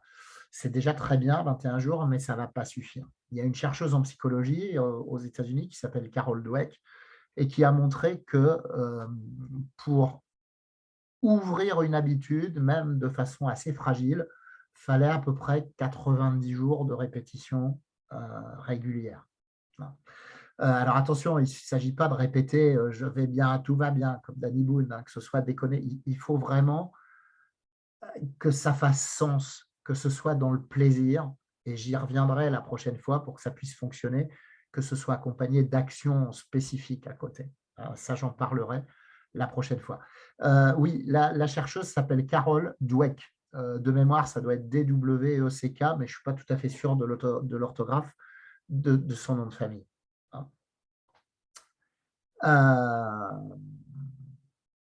Voilà. Donc, en fait, ce qu'on fait quand on réécrit les phrases, je vais prendre c'est comme un sportif. Je vais prendre le cas d'un tennisman, par exemple, qui a un problème avec son coup droit. Son coup droit n'est pas efficace. Donc, l'entraîneur va le sortir de la compétition, puis ils vont travailler au ralenti, techniquement, le geste, puis à un moment donné, ils vont trouver le bon geste. OK, très bien. C'est un peu ce qu'on est en train de faire, nous, en réécrivant nos phrases. On reprend la bonne technique. Sauf que le gars, même avec la bonne technique, s'il retourne directement en compétition, il va prendre une volée parce que ça va trop vite. Donc, avant de le renvoyer en compétition, que va faire le coach, l'entraîneur? Il va prendre un saut de balle et puis il va bombarder des coups droits, des coups droits, des coups droits, des coups droits. Et à un moment donné, le gars, il n'a plus besoin de réfléchir. Le coup droit est complètement… Mais j'ai vu, t'écoutes même pas. À un moment donné, le coup droit est complètement intégré. On dit qu'il est inconsciemment intégré. Et ça, c'est par la répétition. C'est exactement comme quand vous passez le permis de conduire. Au début, vous rentrez dans la voiture la première fois, rétroviseur, clignotant, etc., etc. Ça paraît absolument infaisable. Et puis, à un moment donné, à force de répétition, vous conduisez en sifflotant au bout de quelques mois. Donc, on a besoin de cette répétition pour intégrer des nouvelles choses. Donc, ces phrases, en fait, ces nouvelles autosuggestions que vous fabriquez, il faut qu'elles aient du sens, il faut qu'elles vous fassent vibrer. Et l'idéal, alors il y a une école neuroscientifique qui suggère de les écrire au moins 100 fois pour commencer, puis de les répéter après. On a un mauvais souvenir des réécritures 100 fois, ça rappelle un peu des punitions. Mais essayez pendant quelques temps de les écrire 3 à 5 fois le matin, 3 à 5 fois le soir, de vous les répéter, de les chanter, de les enregistrer peut-être. Bref, qu'à un moment donné, ça s'imprègne, que ça revienne, que ça monte tout seul, que ça prenne la place des mauvaises anciennes, que les mauvaises anciennes vous paraissent obsolètes et que naturellement, quand vous y passez, ce soit ces nouvelles suggestions. Et ça, il n'y a qu'une répétition agréable, qui a du sens, qui soit teintée d'émotion, mais qui soit bien répétitive, qui va faire que ces nouvelles choses vont s'ancrer. Donc, en fait, le changement, ça se fait, ça c'est sûr, la neuroplasticité cérébrale le montre, mais ça ne se fait pas tout seul.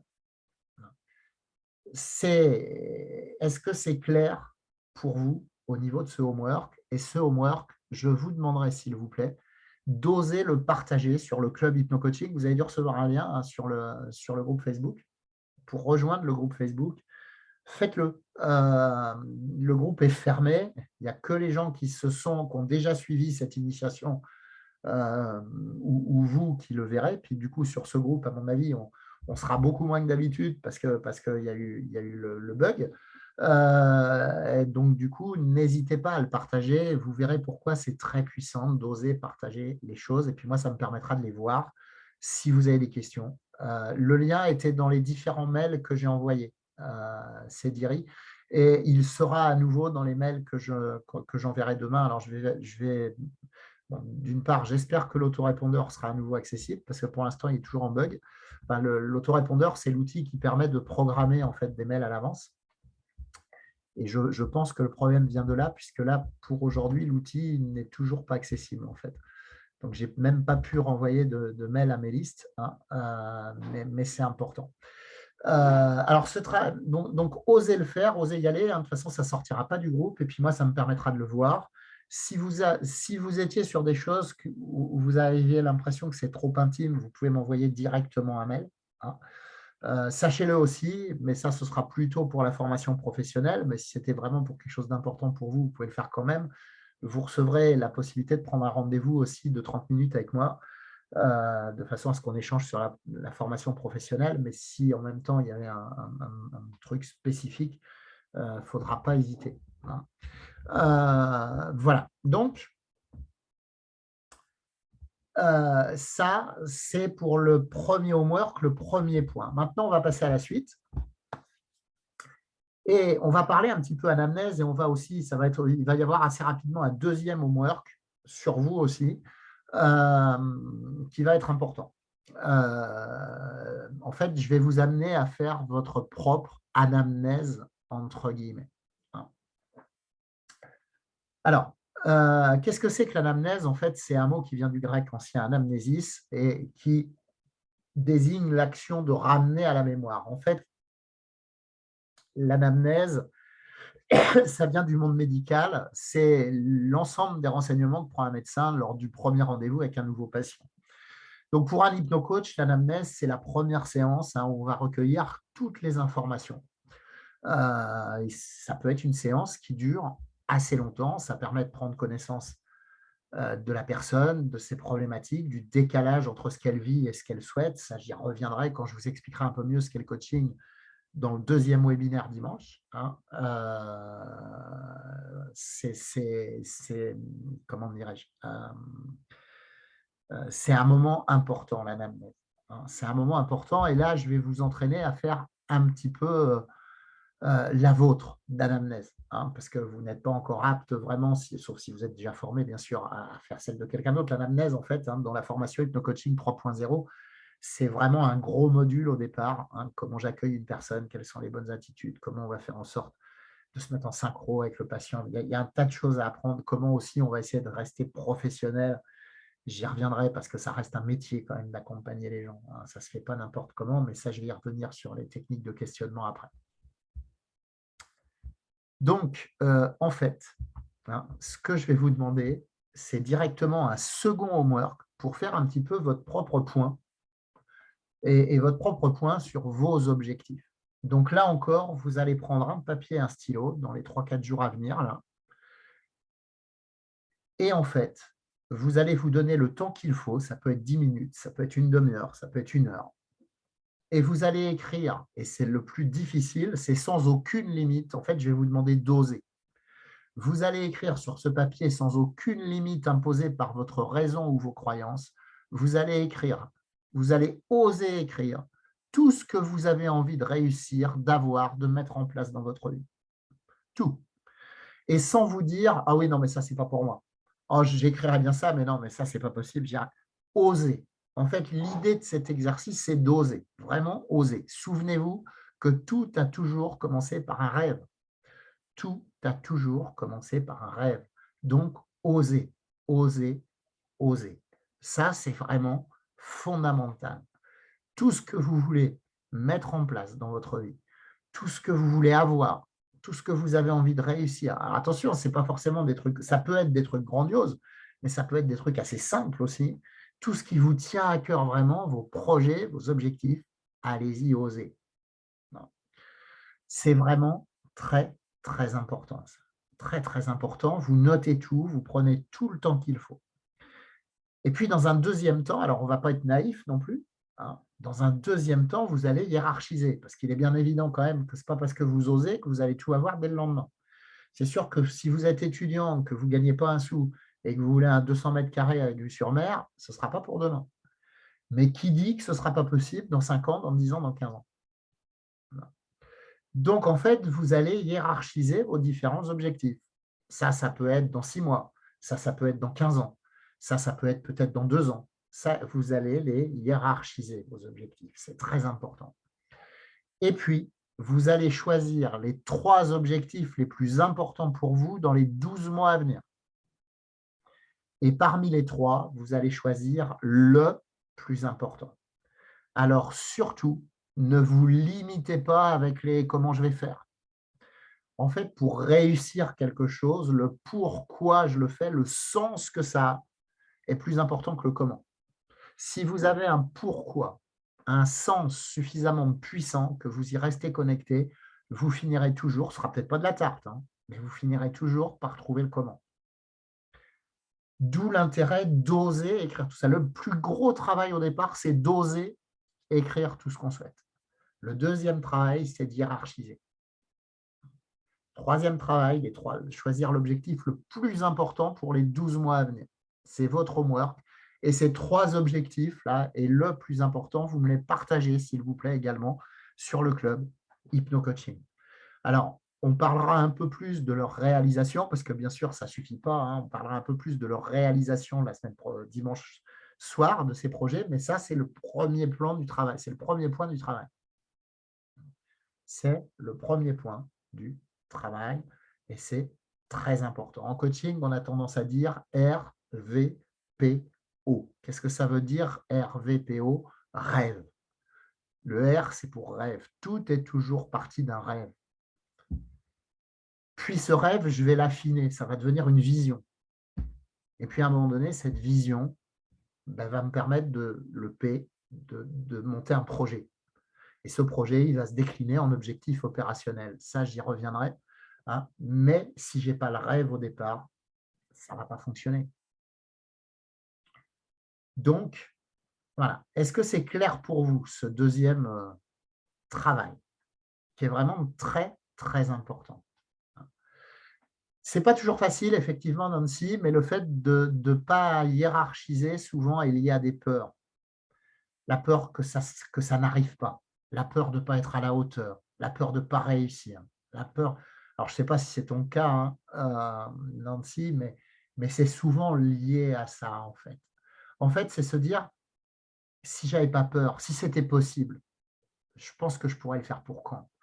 Le faire comme si peut être quelque chose de très puissant, en fait. Et tu peux faire, Nancy, comme si tu étais sûr que ça allait se réaliser, en fait. Et du coup, si tu faisais comme si, tu le mettrais quand? Parce que malgré tout, dans la vie, on est bien obligé des fois de hiérarchiser des choses. Bah, je vais passer le bac à la fin de l'année, etc., etc. Pourquoi est-ce que soi-même, on n'essaierait pas de se donner des hiérarchies? Alors le tout, c'est effectivement aussi, dans un premier temps, peut-être là, je ne vous demande pas de me dire comment vous allez réaliser l'objectif de dans 15 ans. Hein. Je vous demande juste le plus important de cette année. Alors, si déjà tu arrives à trouver les 3 plus importants pour cette année, ça peut être bien. Et puis, peut-être un grand objectif que tu n'oses même pas envisager tellement il te fait rêver. Ça peut commencer comme ça, Nancy, peut-être pour simplifier. Mais c'est important parce que, vous voyez, quand je vous disais que le cerveau nous emmène là où on regarde, c'est important quand même de porter notre regard sur quelque chose qu'on a envie d'atteindre, d'oser le faire, en fait. Est-ce que sur ce second homework, il y aurait des questions d'autres personnes? Dites-moi.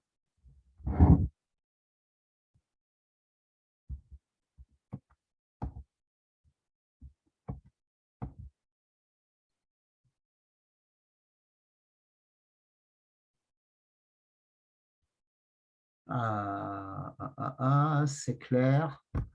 Ça ressemble à la PNL, oui, si on veut. Je parlerai PNL dans le 3e webinaire. Hein, il est certain qu'il y a des points communs. Hein. De toute façon, il y avait dans le coaching comment dirais-je, il y avait 2 grands courants en coaching. Hein. J'y reviendrai, un courant PNListe, un courant transactionnaliste. Ils ont fait la paix aujourd'hui, ils collaborent.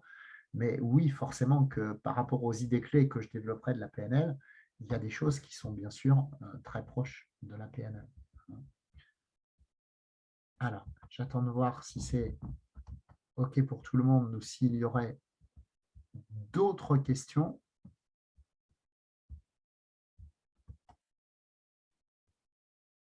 Dites-moi. Hop. Bon, a priori. Tout. Ah, si, peut-être. C'est clair. OK. Donc, allons-y pour la suite. On va arriver à la 3e et dernière partie. Donc, partagez-les surtout sur le club Hypno-Coaching. Vous allez voir pourquoi c'est très important d'oser les partager, en fait. Hein, vous allez voir pourquoi. Donc, tout à l'heure, quand je vous passerai une slide après ce qu'on va faire maintenant. Donc, 3e point de ce soir, 3e gros point de ce soir, on va voir une première technique de questionnement, qui est une technique de prise de conscience, qui est une technique qui s'enseigne dans plein de formations de coaching. Et je vais vous donner quelques consignes par rapport à ça. Alors, cette technique, on l'appelle souvent le SPIR. Le SPIR, c'est un acronyme. Le S, c'est pour situation. Le P, c'est pour problème. Le I, c'est pour implication. Et le RE, c'est pour résultat espéré. J'espère que ça, c'est clair. Alors, attention. Mon coaching, il va falloir être très, très vigilant sur plusieurs choses. D'abord, le coaching a beaucoup emprunté à M. Carl Rogers. Carl Rogers, c'était le père de la thérapie centrée sur la personne et c'est un des pères du coaching. Et Carl Rogers insistait beaucoup sur ce qu'il appelle l'écoute active et sur la reformulation. Donc attention, un coach, ce n'est pas quelqu'un qui donne des conseils à 2 balles. Donc ce que je vais vous demander, c'est vraiment de respecter, si vous le faites avec quelqu'un, parce que l'idée serait de trouver un partenaire, pourquoi pas sur le club Hypno-Coaching, de dire, tiens, je suis disponible, si quelqu'un veut essayer de faire un SPIR avec moi, ce serait bien, on pourrait se donner rendez-vous par Zoom ou par Skype pour le faire. Hein. Commencer à jouer à l'apprenti coach, entre guillemets. Mais attention, il va falloir être vraiment dans l'écoute. Coacher, ce n'est pas conseiller. Et souvent, le plus compliqué, vous savez, dans la formation, hein, on se divise en exercices. Si vous étiez en formation professionnelle hypno-coaching, là, probablement que je créerais des salles Zoom et que vous iriez vous entraîner sur le SPIR quand j'aurai fini de l'expliquer. En fait, souvent, au départ, ce que je vois, c'est qu'il y a une première question qui est posée. Et puis là, la personne, elle dit « Ah ben non, mais t'inquiète, je connais ma belle-sœur, hein, elle a déjà eu ça. Alors attends, je vais te donner le numéro de téléphone du truc, hein, tu vas appeler, etc. etc. » Sauf que la personne, ce n'est pas votre belle-sœur. Et ce qui est bon pour votre belle-sœur n'est pas forcément bon pour elle. L'essence du coaching, ce n'est pas d'interrompre les gens pour leur donner des conseils à 2 balles, ce n'est pas d'être des sauveurs, ça c'est très mauvais. C'est au contraire d'être à l'écoute et de faire en sorte que les gens prennent conscience, surtout dans le SPIR, qui est une technique de prise de conscience, et trouvent eux-mêmes les ressources qui sont à l'intérieur d'eux pour faire les choses. C'est toujours beaucoup plus efficace que des apports de l'extérieur, qu'en plus, souvent, on repousse en disant « on verra ça plus tard ». Donc ça, c'est vraiment quelque chose d'essentiel. Je vais vous demander de coller à la technique. Et aussi d'éviter, bien sûr, alors ça, c'est important, on en parle beaucoup au départ dans la formation 3.0, hypno-coaching, d'éviter de faire ce qu'on appelle, il y a malgré tout des choses qui s'apprennent, hein, être un professionnel, ça s'apprend, d'éviter les projections, d'éviter les transferts. La notion de contre-transfert, ça c'est encore autre chose, mais les projections sont très vite faites. Par exemple, quelqu'un vient vous voir et vous dit oh, je ne suis pas très bien en couple, etc. Puis vous, vous êtes super content, vous avez quitté votre conjoint il y a 5 ans et vous êtes super épanoui depuis. Alors vous allez dire quitte-le, allez, quitte-le, ça ira mieux. Ça, c'est une projection. Ce n'est pas parce que ça a bien marché pour vous que ça marchera et que c'est ce que veut la personne et qu'en plus, ça marchera pour elle. Donc, ce n'est pas l'idée d'un coach, ce n'est certes et d'un accompagnant humain, c'est certes un psy ou autre, c'est surtout pas de faire ça. C'est de questionner, d'écouter et de reformuler dans un premier temps, potentiellement pour que la personne prenne déjà conscience exactement de là où elle en est. Alors, on est bien d'accord, le SPIR, hein, je vais vous donner un exemple, ça n'est pas une technique de résolution, il y a d'autres techniques de questionnement derrière, c'est d'abord une technique juste de prise de conscience du problème. Donc, que donnerait un bon SPIR? Est-ce comme situation? On va imaginer quelqu'un qui veut se reconvertir professionnellement, par exemple. Par rapport à ta reconversion professionnelle, qu'est-ce que tu fais de bien? Ah, ben, ce que je fais de bien, c'est que je regarde plein de trucs sur Internet, je regarde des initiations gratuites. D'ailleurs, c'est chiant, j'ai pas reçu le bon lien la dernière fois, je n'ai pas pu aller dessus, mais bon, j'en ai vu d'autres. Bref, vraiment, je m'informe énormément. Et là, le coach, il va reformuler. OK, donc ce que tu es en train de me dire, c'est que pour mener à bien ta reconversion professionnelle, pour l'instant, tu vas chercher beaucoup d'informations, en particulier sur Internet. C'est bien ça? Oui, c'est ça. Alors surtout, ça valide en fait, hein. Surtout, n'ayez pas peur de faire le perroquet. En fait, les gens, quand on reformule, même mot à mot, se sentent écoutés et des fois entendent de façon différente ce qu'ils ont mis et font des prises de conscience. C'est très puissant la reformulation, hein. C'est emprunté donc à Carl Rogers, hein, au début du siècle d'avant, qui a mis ça en place, mais c'est très très puissant. Qu'est-ce que tu fais de bien encore pour ta reconversion professionnelle? Ah, ben, ce que je fais de bien, c'est que je commence aussi à bien différencier les différents outils, à comprendre ce qu'est le coaching, à comprendre ce qu'est l'hypnose, à comprendre ce qu'est le l'EFT. Donc, je comprends mieux les choses. OK, très bien. Donc, ce que tu es en train de me dire, c'est que ces informations te permettent aussi de commencer à avoir une idée plus fine des différentes disciplines auxquelles tu pourrais te former, c'est ça? Oui, c'est exactement ça. Si la personne vous dit non, ce n'est pas tout à fait ça, ça va permettre de préciser. Voilà, à ce moment-là, on va la refaire parler, elle va reformuler. Qu'est-ce que tu fais de bien encore? Donc, vous voyez, le qu'est-ce que tu fais de bien, on peut le poser plusieurs fois, hein, et on reformule entre-temps à chaque fois. Ah, ben, ce que je fais de bien aussi, c'est de budgétiser parce que ça coûte cher tout ça. Et en plus, mon conjoint est frileux quand même, il a peur, on a une maison sur le dos, il a un peu peur du coût financier que ça a.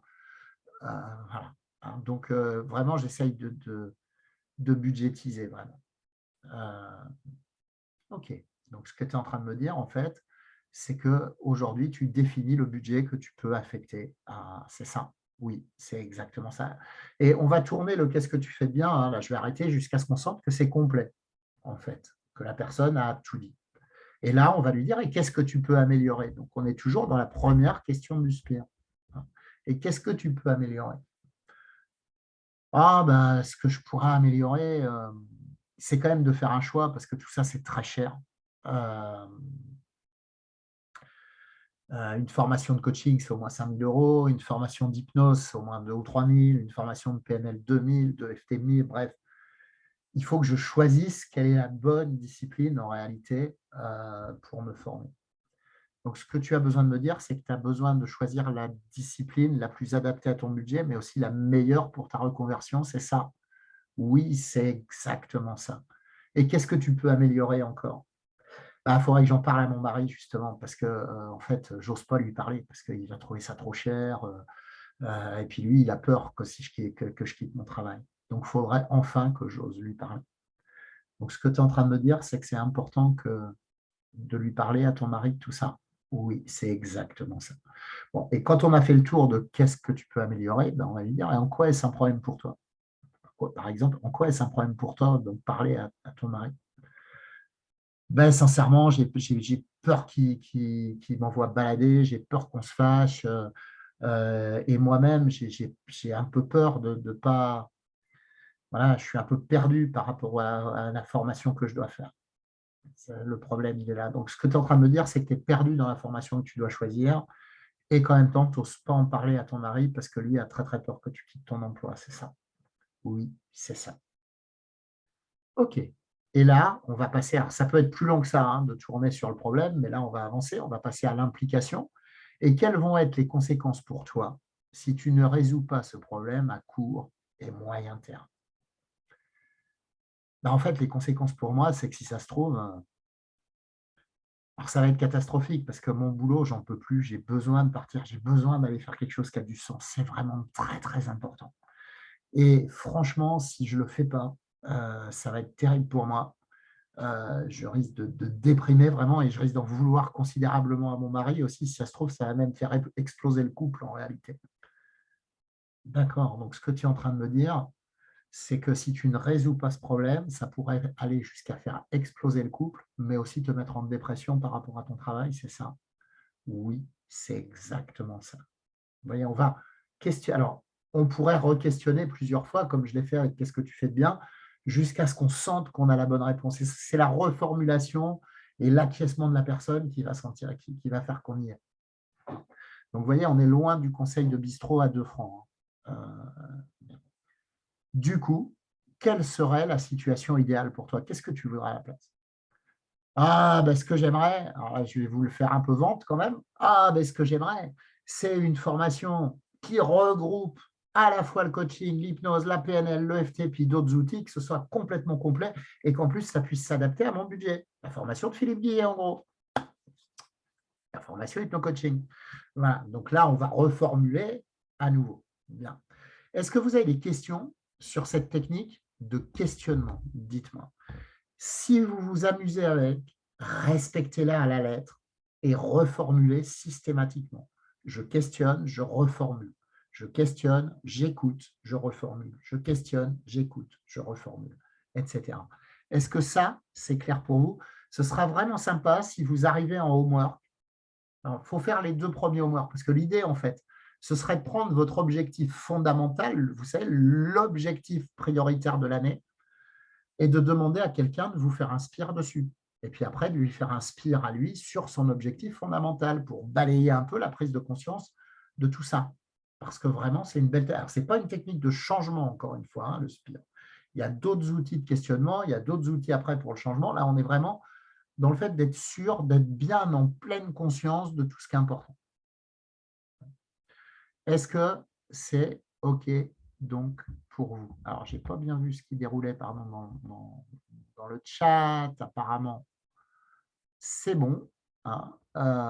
C'est bon pour tout le monde? Dites-moi.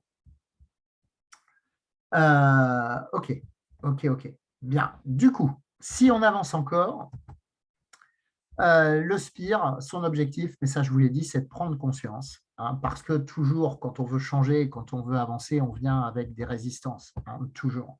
Il y a une partie de nous qui veut changer, puis il y a une partie de nous qui résiste. Et c'est important de prendre conscience de l'ensemble. Hein. Donc le homework 3, donc premier homework, les phrases à transformer, les autosuggestions à transformer. Deuxième homework, vos objectifs. Et vous me partagez le tout sur le club Hypno Coaching.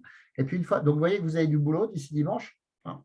Même si dimanche, c'est vrai que le homework sera plus personnel avec de l'auto-hypnose.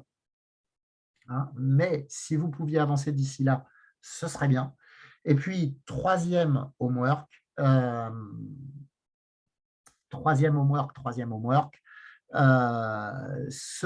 c'est de faire un appel à Spire sur le club hypno-coaching. Alors, c'est vrai que vous n'allez pas être très nombreux parce que malheureusement, mais peut-être qu'il y a des anciens qui vont se prêter au jeu, hein, qui sont passés par là.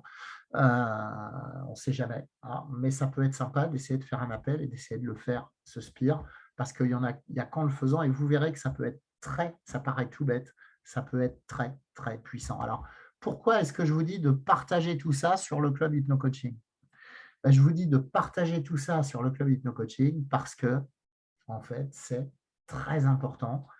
Un apprenant intègre à peu près 10% de ce qu'il lit, 20% de ce qu'il entend, 30% de ce qu'il voit, 50% de ce qu'il voit et entend, 70% de ce qu'il partage avec les autres, 80% de ce qu'il expérimente par lui-même et 95% de ce qu'il enseigne à quelqu'un d'autre. Vous imaginez 95% de ce qu'il enseigne à quelqu'un d'autre, c'est très, très, très puissant. Ça veut dire que si vous osez partager sur le club hypno-coaching, vous allez partager avec d'autres personnes, vous allez intégrer 70%.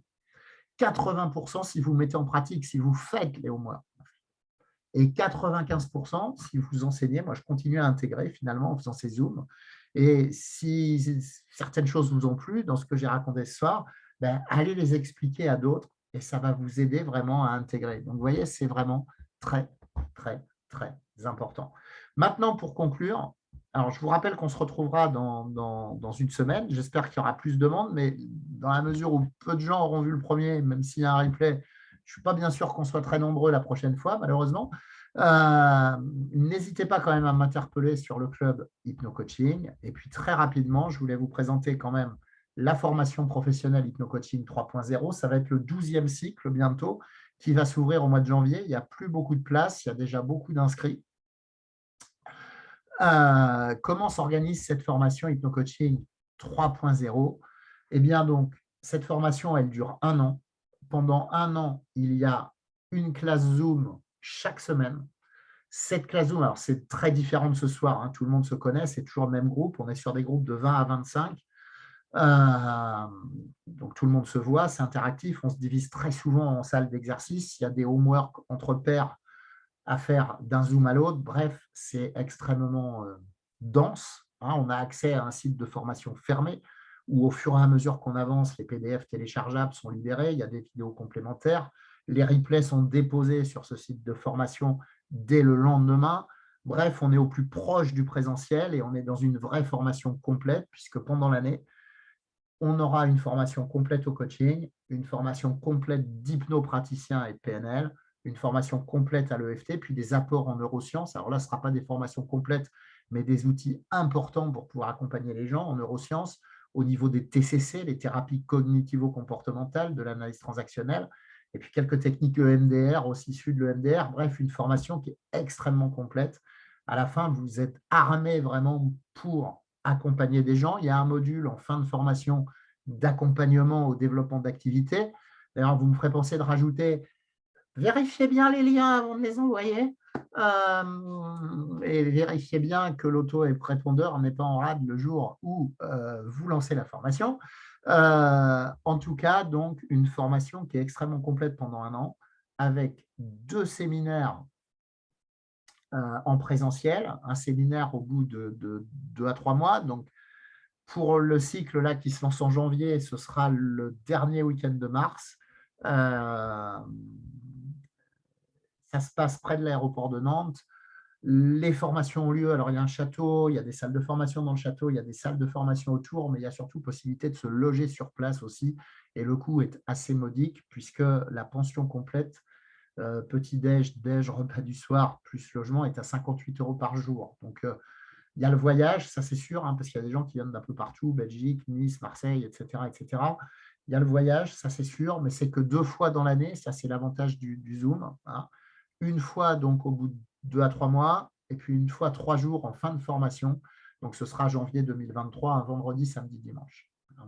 Qu'est-ce qu'on fait pendant ces séminaires? On fait des choses qui sont plus difficiles à faire en ligne. Certaines techniques qui vont se faire debout dans l'espace, d'autres techniques où il va falloir toucher.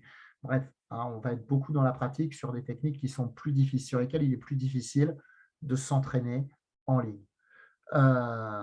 Certification à la fin, une certification de coach personnel et professionnel, une certification d'hypnopraticien et une certification d'hypnocoach spécialisée en hypnose, PNL, EFT. Les modalités de certification sont assez importantes. Il y a plusieurs choses. La présence quand même régulière, être capable de prendre 3 cobayes et de faire un petit mémo avec du recul sur ses accompagnements. Et puis 2 épreuves écrites en fin de formation, une sur la technique, sur les connaissances, une autre sur des études de cas, et puis bien sûr une épreuve pratique où il faut être capable de faire une induction hypnotique, un protocole tiré au sort, et puis des techniques de coaching. Voilà. Alors l'idée n'est pas du tout d'être piégeux, mais de valider qu'on peut accompagner des gens en sécurité pour eux et pour soi. Donc voilà. Donc c'est assez dense cette formation pendant 1 an. Sachez-le aussi, depuis quelque temps, et ça c'est optionnel et entièrement gratuit, j'ai demandé à Mélanie, qui est une ancienne étudiante, d'animer un jeudi par mois. Elle anime soit des études de cas, soit ce qu'on appelle un aquarium en coaching, c'est-à-dire que quelqu'un se lance devant tout le monde, comme un poisson rouge dans le bocal qu'on regarde, sur un protocole ou sur un coaching, et puis derrière on échange des feedbacks en fait. Et c'est très apprécié et c'est un rajout. Donc vous voyez que sur une année, il y a beaucoup de densité en fait de tout ça. Alors attention, j'anticipe la question. Pour aujourd'hui, il y a trop de développement personnel dans la formation pour que la formation soit éligible au RNCP. C'est-à-dire que vous ne pourrez sans doute pas utiliser vos financements CPF pour payer la formation aujourd'hui. Il y a trop de croisées de techniques à l'intérieur de la formation. Je vais remonter le dossier cette année. Alors, autant Leader Coach, notre formation de coach d'entreprise, le cycle est parti il y a très peu de temps. Là. On aura facilement le RNCP. Il faut au moins 2 cycles. Leader Coach, alors hypno-coaching, il n'y a pas de problème. On a déjà fait 11. Mais Leader Coach, ce sera la 2e. Et sur Leader Coach, on aura, je pense, assez facilement le RNCP. Parce qu'on est sur des choses qui sont, entre guillemets, pas plus traditionnelles, mais plus dans les clous des demandes de financement. Donc ça, j'anticipe la question. Donc votre autre question, ça va être combien ça coûte. Et je fais toujours une offre spéciale pendant les initiations gratuites. Cette offre spéciale, vous imaginez, une formation de coaching, ça coûte déjà 5 000 €, une formation d'hypnose 3 000, etc. Là, vous avez accès à tout ça, et grâce au système Zoom, en fait, qui permet de faire beaucoup d'économies, économie de salle, économie, etc., vous avez cette formation qui est en offre spéciale à 3 000 €, payable en 1 fois, 3 fois ou 6 fois, ou 3 360 € payable en 14 fois 240 ou 28 fois 120, parce que de toute façon, l'année d'après la formation, on va rester en contact par le biais de petits Zooms, de supervision ou autre. Donc, 120 € par. Alors, on peut payer très rapidement, on peut payer sur plus longtemps, mais franchement, je suis très fier d'avoir monté ça avec Martin Latulippe et d'avoir su rendre ça le plus accessible possible. On est sur des groupes de 25 maximum. Il ne faut pas trop traîner parce que le cycle de janvier est déjà pas mal rempli. Voilà, je ne sais pas si vous avez des questions spécifiques. Ce qui est sûr, c'est que si vous en avez, vous pouvez m'envoyer un mail. Demain matin, je vais vous envoyer moi un mail avec des excuses d'abord, et puis je vais les mettre sur le club Hypno Coaching pour tout ça, parce que franchement, ça ne s'est pas bien goupillé ce soir. Il y aura également dans un mail le replay et puis le résumé des homeworks. Les homeworks, je ne sais pas si vous avez eu le temps de les noter, mais vous les aurez dans le mail de demain.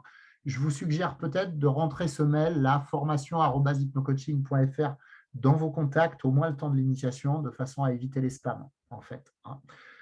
Si vous ne voyez pas mon mail, allez chercher dans vos spams ou renvoyez-moi un mail pour le recevoir dans la journée. On ne sait jamais, des fois qu'il y ait des bugs qui continuent un peu, vu comme c'est parti. Voilà. Alors, vous pouvez bien sûr me demander des renseignements par ce biais-là. mail ou message téléphonique, mais le plus simple.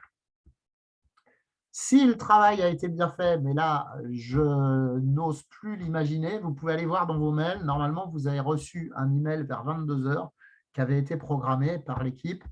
Et dans cet email, normalement, vous avez un lien qui vous permet de prendre rendez-vous, des plages de rendez-vous avec moi de 30 minutes, où j'envoie, qu'on fait en général par Zoom ou par téléphone, si le téléphone vous arrange plus. Je viens de vous mettre ce même lien dans le chat. Surtout, n'hésitez pas.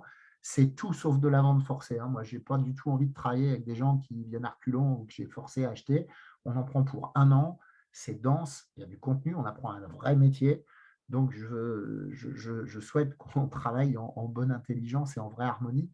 Donc, l'idée de ce lien, c'est surtout de répondre à vos questions, de voir si c'est fait pour vous ou pas, et que vous puissiez décider en toute transparence. Voilà. Je ne sais pas s'il y a des questions.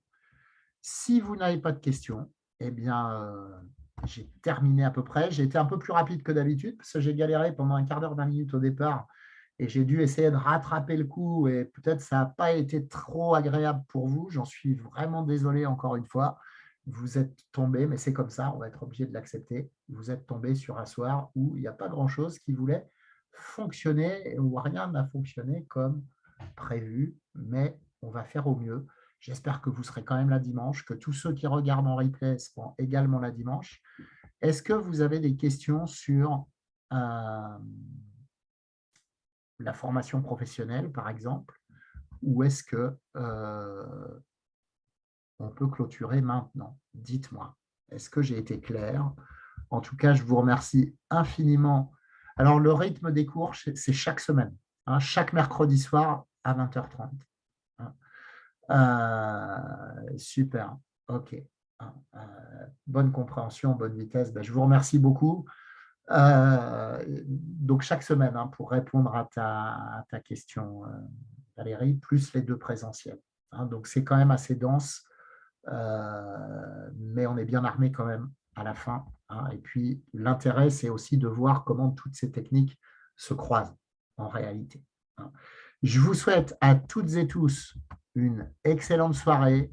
C'est dimanche 28 novembre. Je vais faire bien attention aux liens. J'espère que l'autorépondeur sera à nouveau en service et que l'équipe ne va pas se tromper sur la programmation des mails cette fois. Je vous souhaite une excellente fin de soirée. Faites-moi des retours si vous avez des retours. Travaillez vos homework. Allez sur le club Hypno Coaching.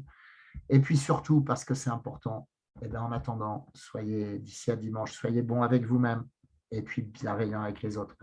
Je coupe la réunion. Je vous dis à très, très vite, j'espère. Merci à vous beaucoup. À bientôt. Ciao.